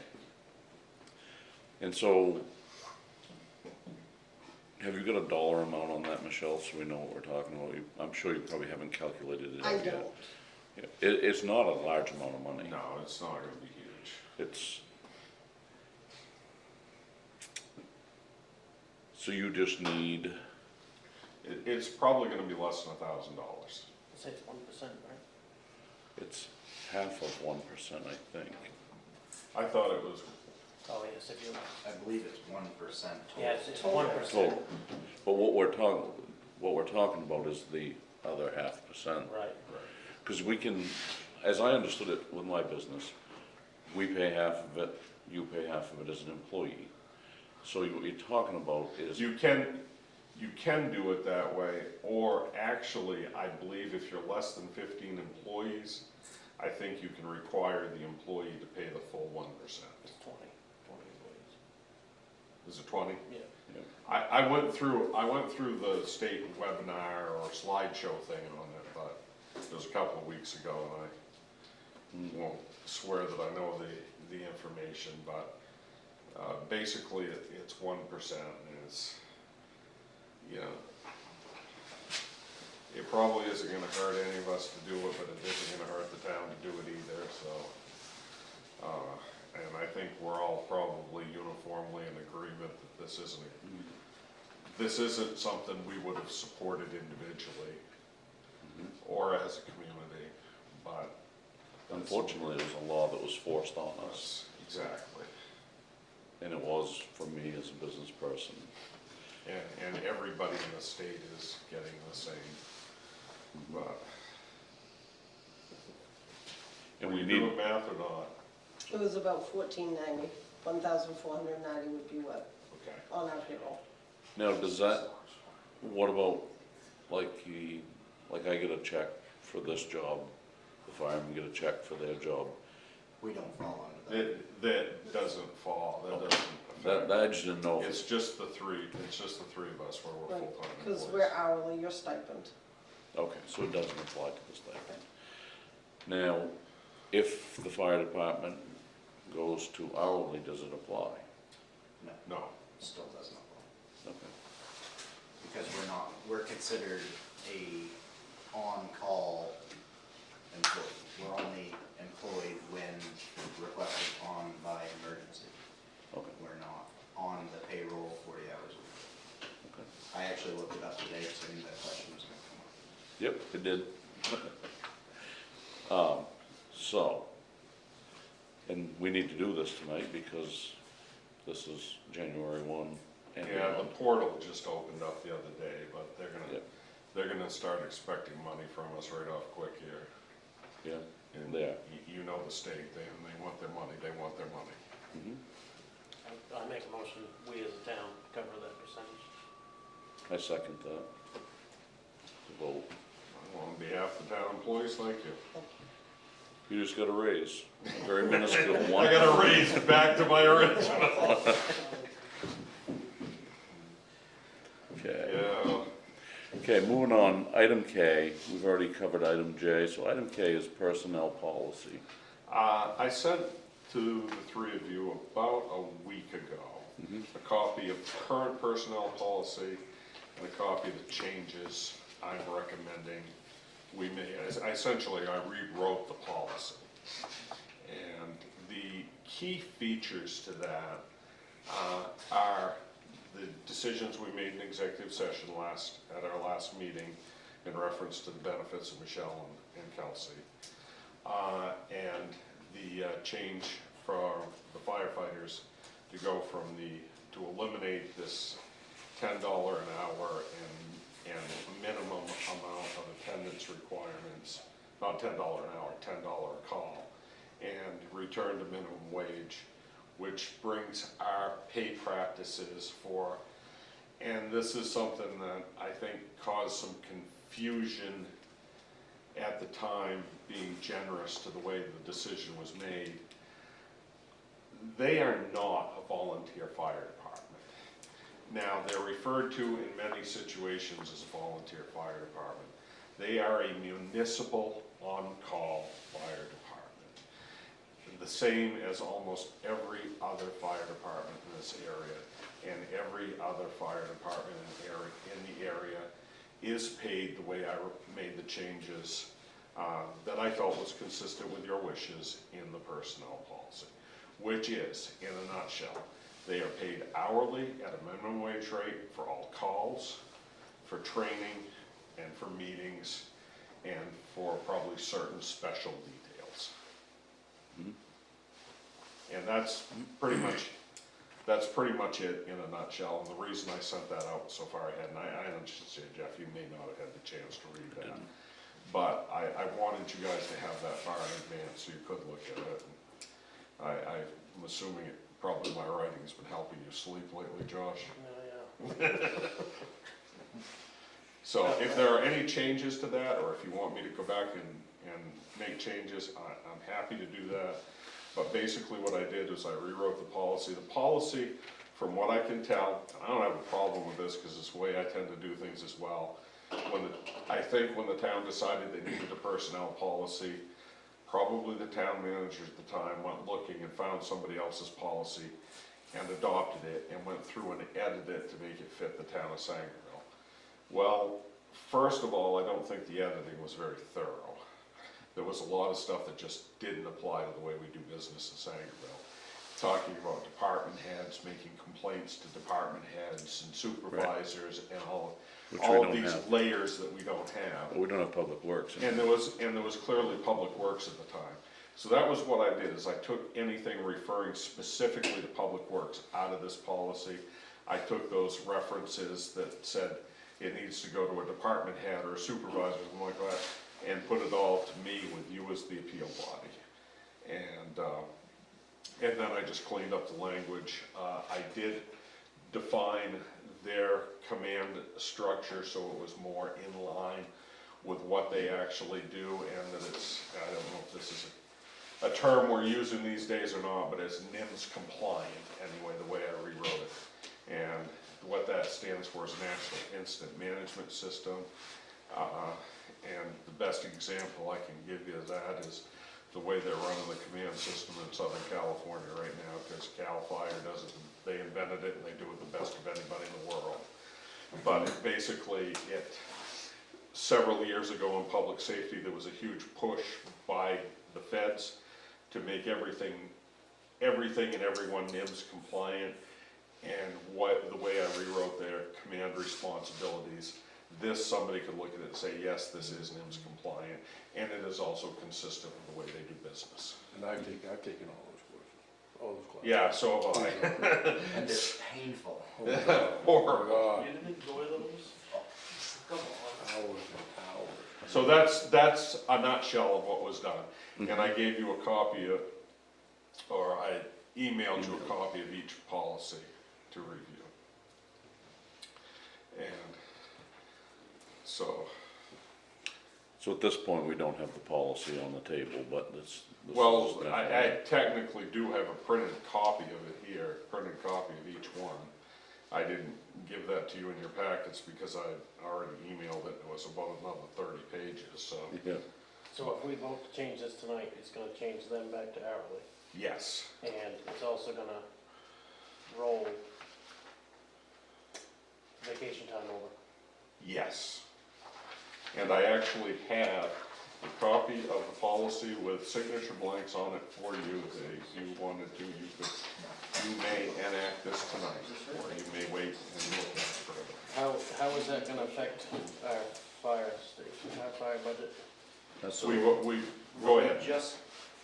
Our meeting last night with the budget committee, I have figured in our proposed budget for this coming year at a minimum wage number, Okay. which, assuming that you would do this, if you choose not to do it, then we're going to have 12 to 15,000 extra in the payroll budget. Now, let me kind of throw out here what Matt's proposed budget is. There's a ballpark of about $60,000 for this year. There are very few fire departments outside of, I don't know, say maybe Botswana, you know, certain republics in the former Yugoslavia that have budgets that low. Guilford is almost an identical department across the river that has almost double the budget that this department does. And to Matt's credit, a lot of the reason this department is able to operate as frugally as they do is that he has become quite successful in writing grants and managing the Friends of Sangerville Fire to provide funding from other sources to support the citizens of the town of Sangerville. And something that we need to consider in the coming years is taking a hard look at the stipends of his officers. And because right now, I think we're paying Matt probably about 30 cents an hour for all the time he puts in, if that. I am proud of these guys and my own work. I'm not trying to toot anybody's horn, but we did buy $151,000 worth of equipment this year for this fire station, and the only money that came out of tax dollars was the $40,000 that was off the airbags for that. So $110,000 was free grant money equipment, or purchased through fundraising for the Friends of Fire, Friends of Sangerville Fire. Good job, Matt.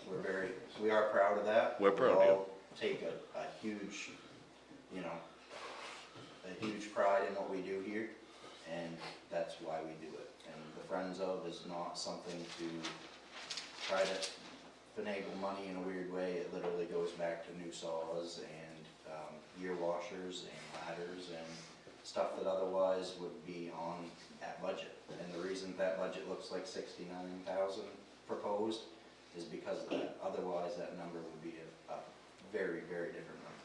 Right. And that's what I just tried to express that to the budget committee last night as well.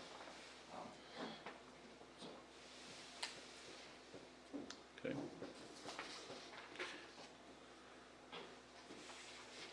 So, do we want to go ahead and read and sign the policy tonight? Or do we want to do it at our next meeting? What'd you say? I read the whole thing, I'm good with it. I'm good with it. Well, then one of you, Do you want time to read it? I read the email that he sent, I just didn't have time to research it. I have read it. I'm not trying to misdirect in any way. It's what I just paraphrased what I did in the language. I've heard chatter about some concern about changing that policy, especially the fire department piece of it.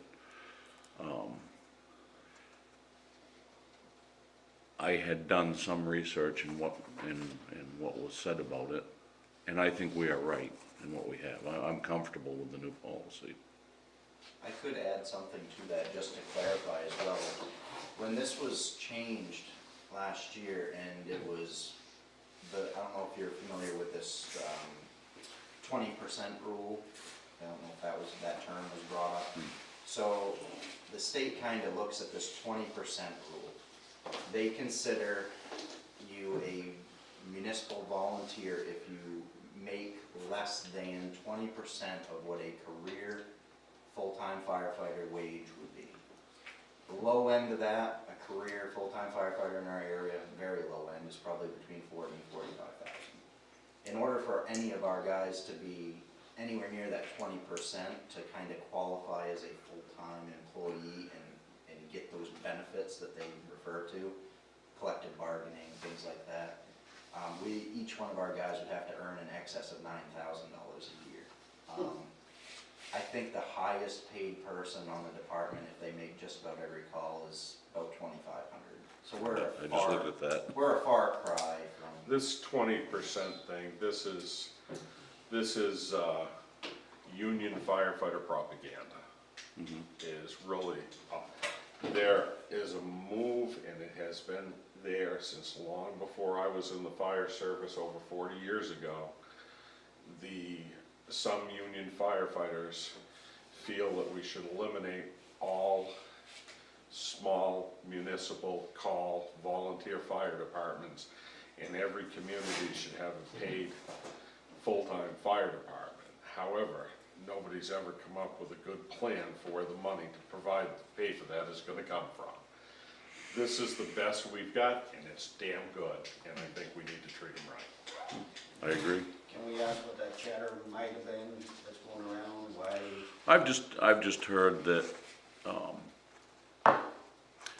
some people in the community have said things, the amount of effort that went into creating the stipend versus the hourly for your pay, and what that looked like legally, and I had done enough homework.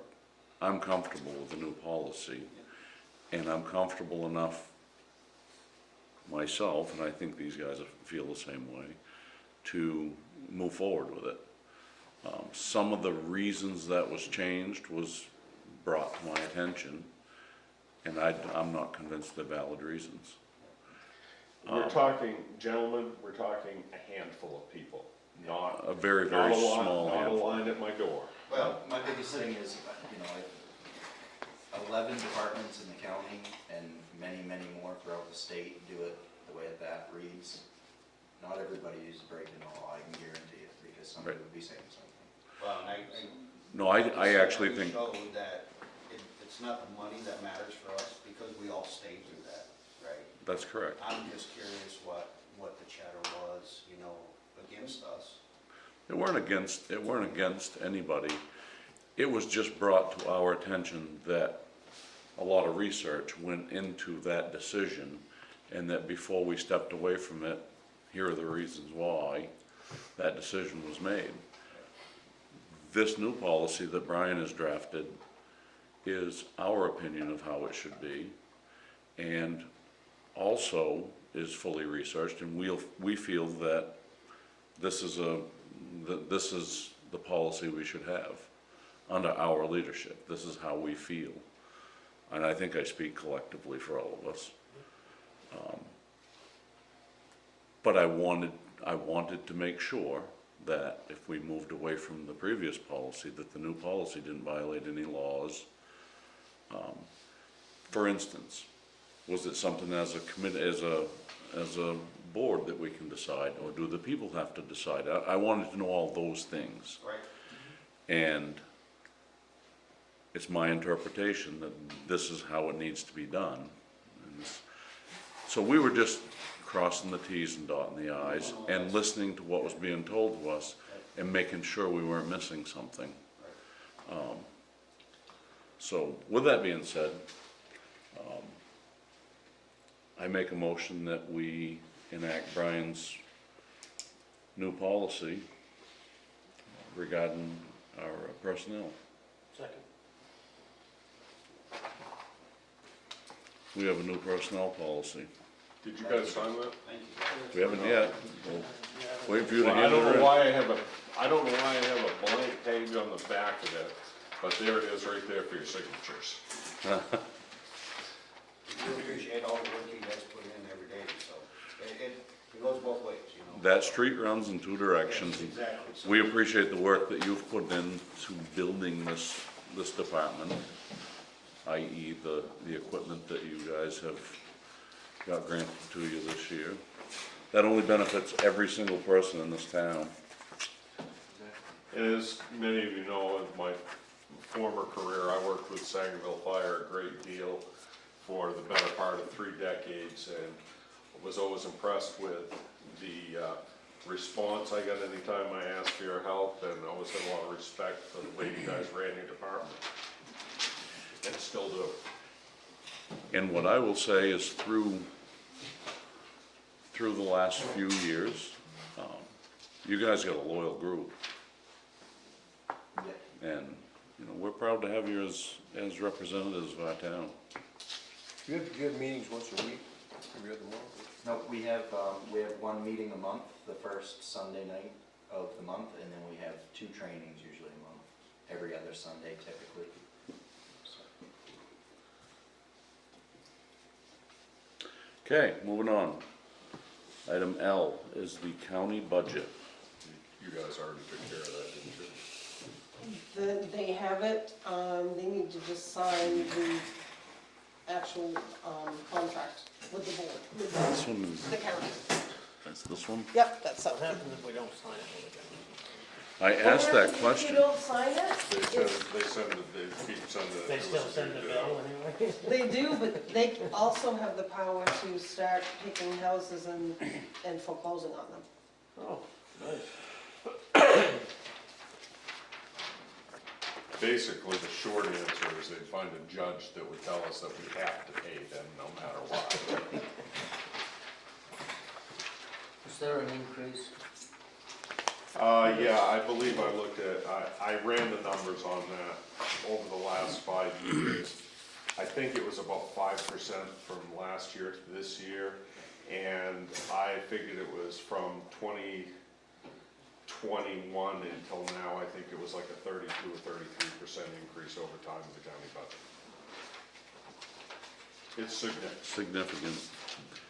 But the biggest part of it happened 2 or 3 years ago. Well, one of the things, and this is probably a good time to bring it up, Paul Davis brought this to my attention last week or the week before after a commissioners meeting. They received a $4.6 million grant to put a new radio system in.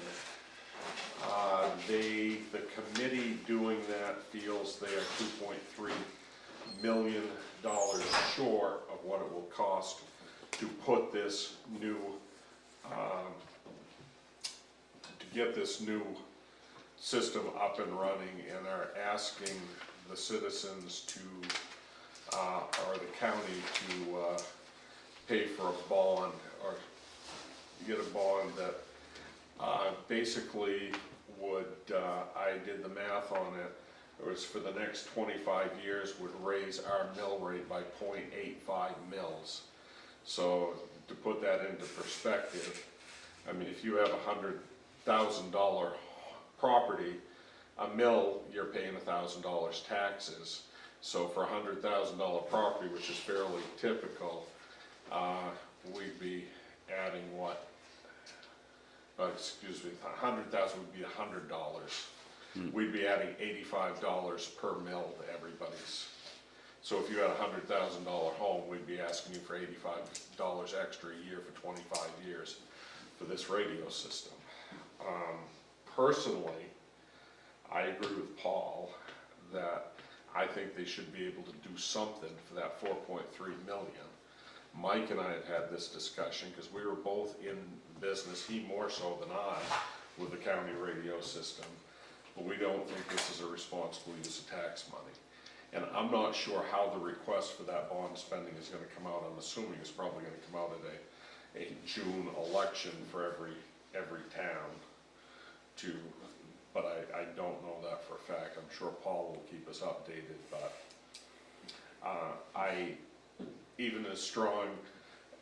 I'm as strong an advocate for public safety as there is, and I think this is a poor decision. And Matt, is there anything you wanna add on that? I was at the commissioners meeting for it, just so that, I could know exactly what everybody was talking about.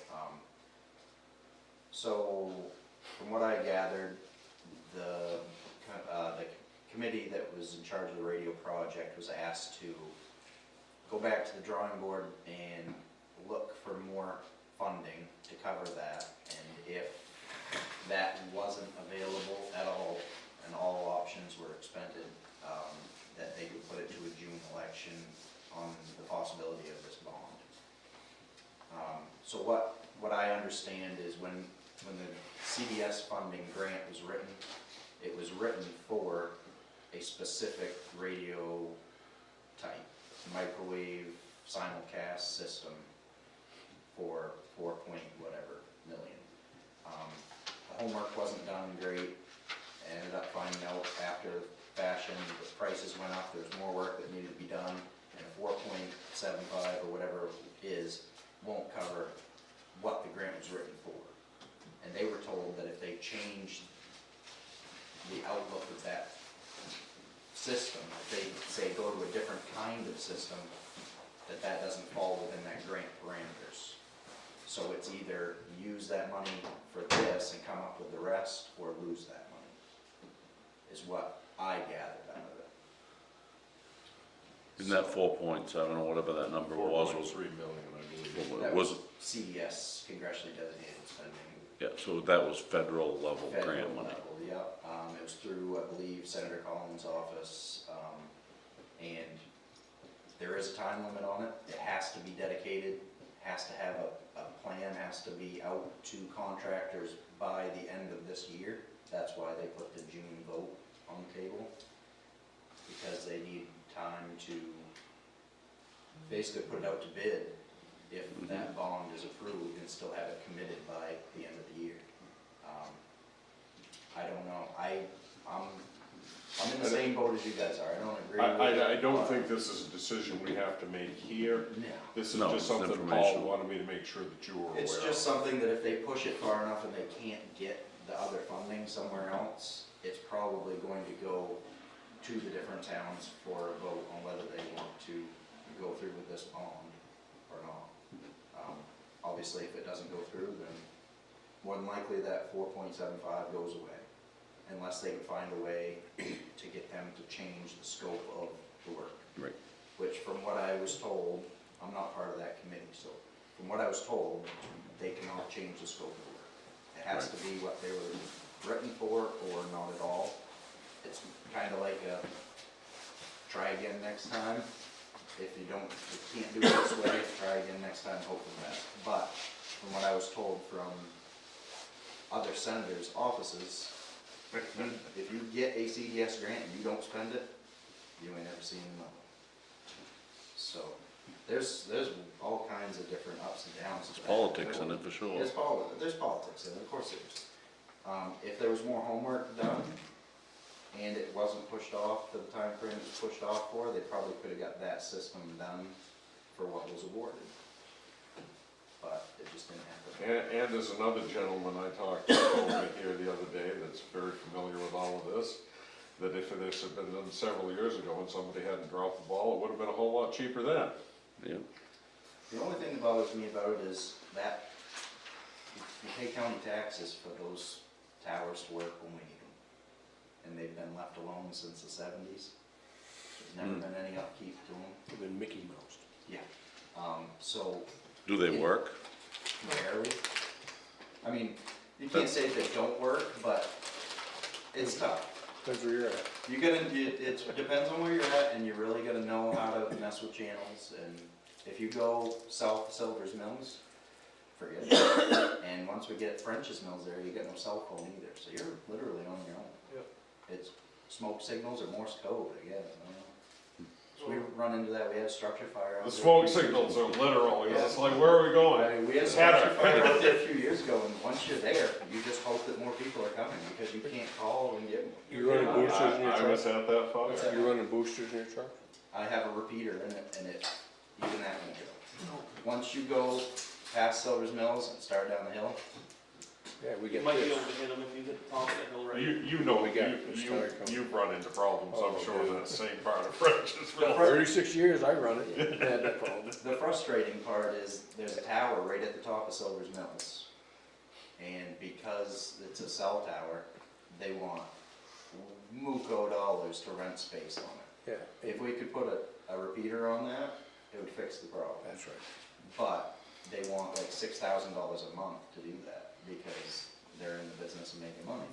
Well, a lot of these different companies like CNP and CP Railroad, they'll just give you the space and let you use it. Unfortunately, they don't have a tower in there. Right. So, do I agree with adding $100 to every 1,000 on everybody's tax bill? No, but something's gotta give. I'm just hoping that they find a good in-the-middle solution. I just felt it was necessary to bring it to our attention because Paul had asked me to. Yep. and That's use something our for us to town. research. I hope someone will be throwing on a meeting before, a public meeting. Tell us what their intentions are, just what systems they are using. We can request it, The state don't have any problems, and this is something Paul and said the as feds well. don't have any problems. When we got kicked off the high band is when it all, state police needed the high band, so we got kicked off that. And now they can talk from here to Holton, but The portable. they're horrible. But I can't talk to you in Guilford, But that goes back to the issue that you told me was the key issue the other day. so. There's a lot of money being tossed around back in that area, a lot. Just for that. All right, well, let's move on from that. Item M. We have a school board vacancy appointment. Would you like to stand up? Hi, Wendy Lurgan, I'm actually a former school board member and former teacher at SAD4. I saw that there was a vacancy in the last minutes. They still kept me on the email list for minutes from when I was on it previous, so I do check them and read them every time, and I wanted to fulfill that vacancy. Interestingly enough, Mike and I talked about this the other day. I was getting ready to put that out in one of my next posts, that we really need someone to fill that role. We should not ever have a vacancy on our school board, ever. If there's one board that we should make sure we always have 100% representation on, it's our school board. That's the one. It's the majority of our budget. Who did we lose? I forget. There was, I believe, my understanding is it was explained to me that Jimmy Bell was elected, and then because Holly works for the school system, that was determined it was a conflict of interest. Ineligible. Right.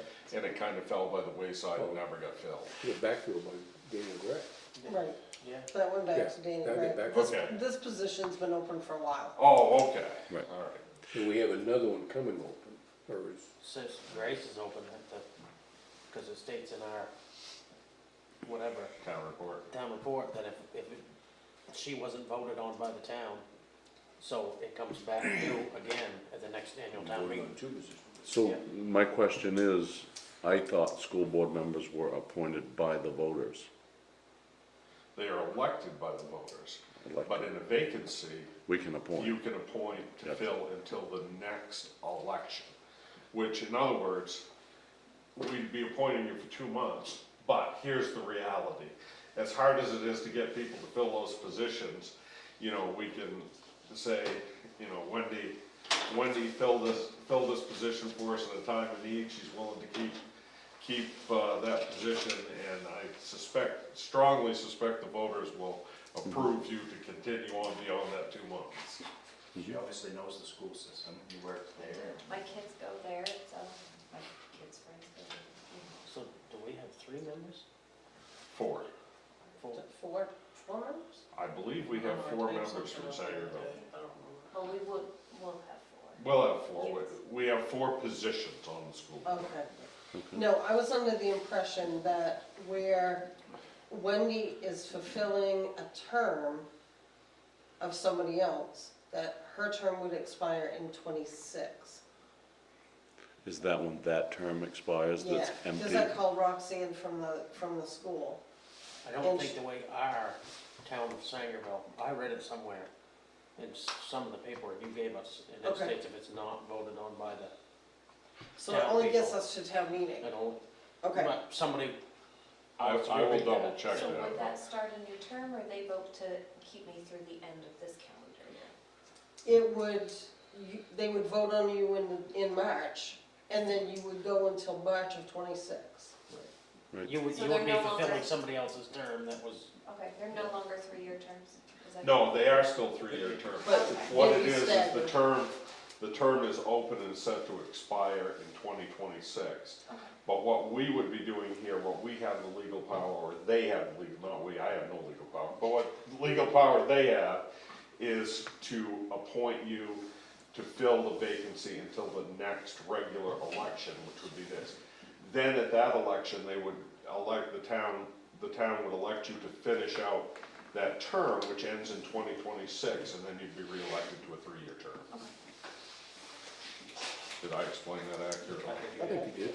From what I understand, it's just to keep from 2 terms expiring in the same year, right? Correct. Right. Right. Oh, Yep. there you go.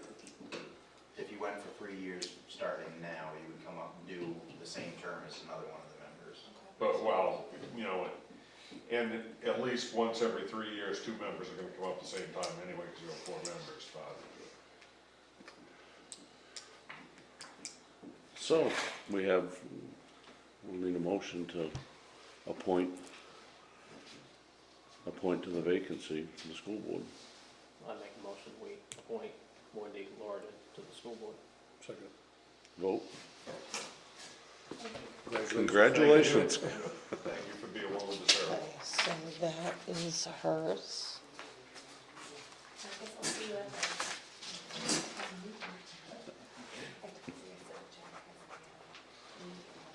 Isn't it right now, the school board is working through their budget as well? I will fax them to Roxanne. Mhm. Okay. It's important that we have. Representation. Absolutely. Yeah. And I think, one of the things I need to do is I need to check in and see when their budget committee, or when their budget hearing is, so that I can get there and listen, even though I have no, I live in Dover, so I can't say anything about their budget, but I can show up and listen on behalf of the town of It Sunnyvale. used to be closer to spring, I think. I believe you're correct. Okay, moving on. Item 7, town manager report. I think we probably covered most of it, but I'm the gonna floor go is through yours. this real brief. Personnel policy was my first bullet, we've covered that. Budget advisory committee started working on, met for the first time January 7th, and again on the 14th last night. Next meeting will be the 28th, because we had some conflicts for the 21st. Hopefully that will conclude their work on the budget, which would allow for a joint meeting between the budget committee and the select board. Again, hopefully on Tuesday, February 4th. I suspect we may need an extra budget committee meeting, which would push a meeting between you and them to the 11th. But please keep the 4th and the 11th open, because they seem to be, Tuesday seems to be a firm, in stone thing for that committee, that that's like the only day that everybody works for everybody. This still would allow us to have the warrant meeting put together for your meeting on the 19th of February, your regular meeting, which is, I assume, where we would want to have the warrant, where we would have you authorize or approve the warrant for the town meeting. Then, in that case, we're still in good shape to get the town report into the printer, Which I'm working on, which Kelsey's working on. We along with the website. So that's pretty much all I have under that bullet point. Town hall committee, or town hall, we've pretty much covered that. The house on Main Street we covered. Currently working on bid proposal packages for summer mowing that I plan to have ready to post as RFPs in the paper by the end of the month. Covered 6 Mill Street in detail. So that's the town manager's report. Road commissioner report. Since that first storm of the season, I've had seen very little in the way of complaints at all. Things seem to have smoothed out. Last 3 snow and ice events, I've received no complaints, and have been personally inspecting the roads, found them in satisfactory condition. I had a truckload of additional salt delivered to the town garage this morning. Yesterday I met with a representative from Pike Industries. Actually, my cousin works for Pike Industries. He came up, we rode around the roads, and he provided me some pretty good information on formulas and stuff I can use to help us put together costs for what we anticipate The budget. for the paving, for the budget that we're gonna do. And Josh and I are gonna try to meet with our road committee in the near future, put together a budget, and should go before the budget committee on January 28th and February 4th. So, that is all I have, other than I wanted to just change the dates with you that we talked about, because they're changing. This Monday, we talked about getting together this Monday. This Monday's a holiday. I forgot that. What holiday? And I'm saying this with a straight face. Dr. Martin Luther King Jr.'s birthday. It is a national holiday, Yeah. and it is one that we observe. So, but So where the budget committee is moving everything forward a week, I was kind of hoping we'd just move everything forward a week and meet on would be the 27th, I think, or the 27. 20, yeah, this coming Monday is the 20th, correct? So meet on in the 27th, like at 5 o'clock right here in the afternoon or something. Okay. I will let them know. I mean, you can pay yourself for that. Huh? You can pay yourself for the holiday. Yeah. I can't. Okay. My wife writes a text. Item 9, select board concerns. I have none. You, Josh? Not really a concern so much. I think more thinking about the budget. We should probably really start thinking about the Line Road issue and Meeting with Dover. meeting with Dover. And then if we do kind of come up with something, we may all have to get together at some point. Mhm. Hopefully we can I've come up with I've something. got to go to the town office over there in the near future for some personal business. I'll see if I can round up the person that handles that and get us on the, There's one of their select board meetings. yeah. You know what we're talking about, right? I do, yep, I do. It'd be good. I mean, there's a big portion of the road needs to be done, so Right. if we can get them to do some of it or all of it, or, it'd be Yep. great. Yep. Okay, and no executive session today? Make a motion, we adjourn. Second. We are adjourned. Well, that's what we're all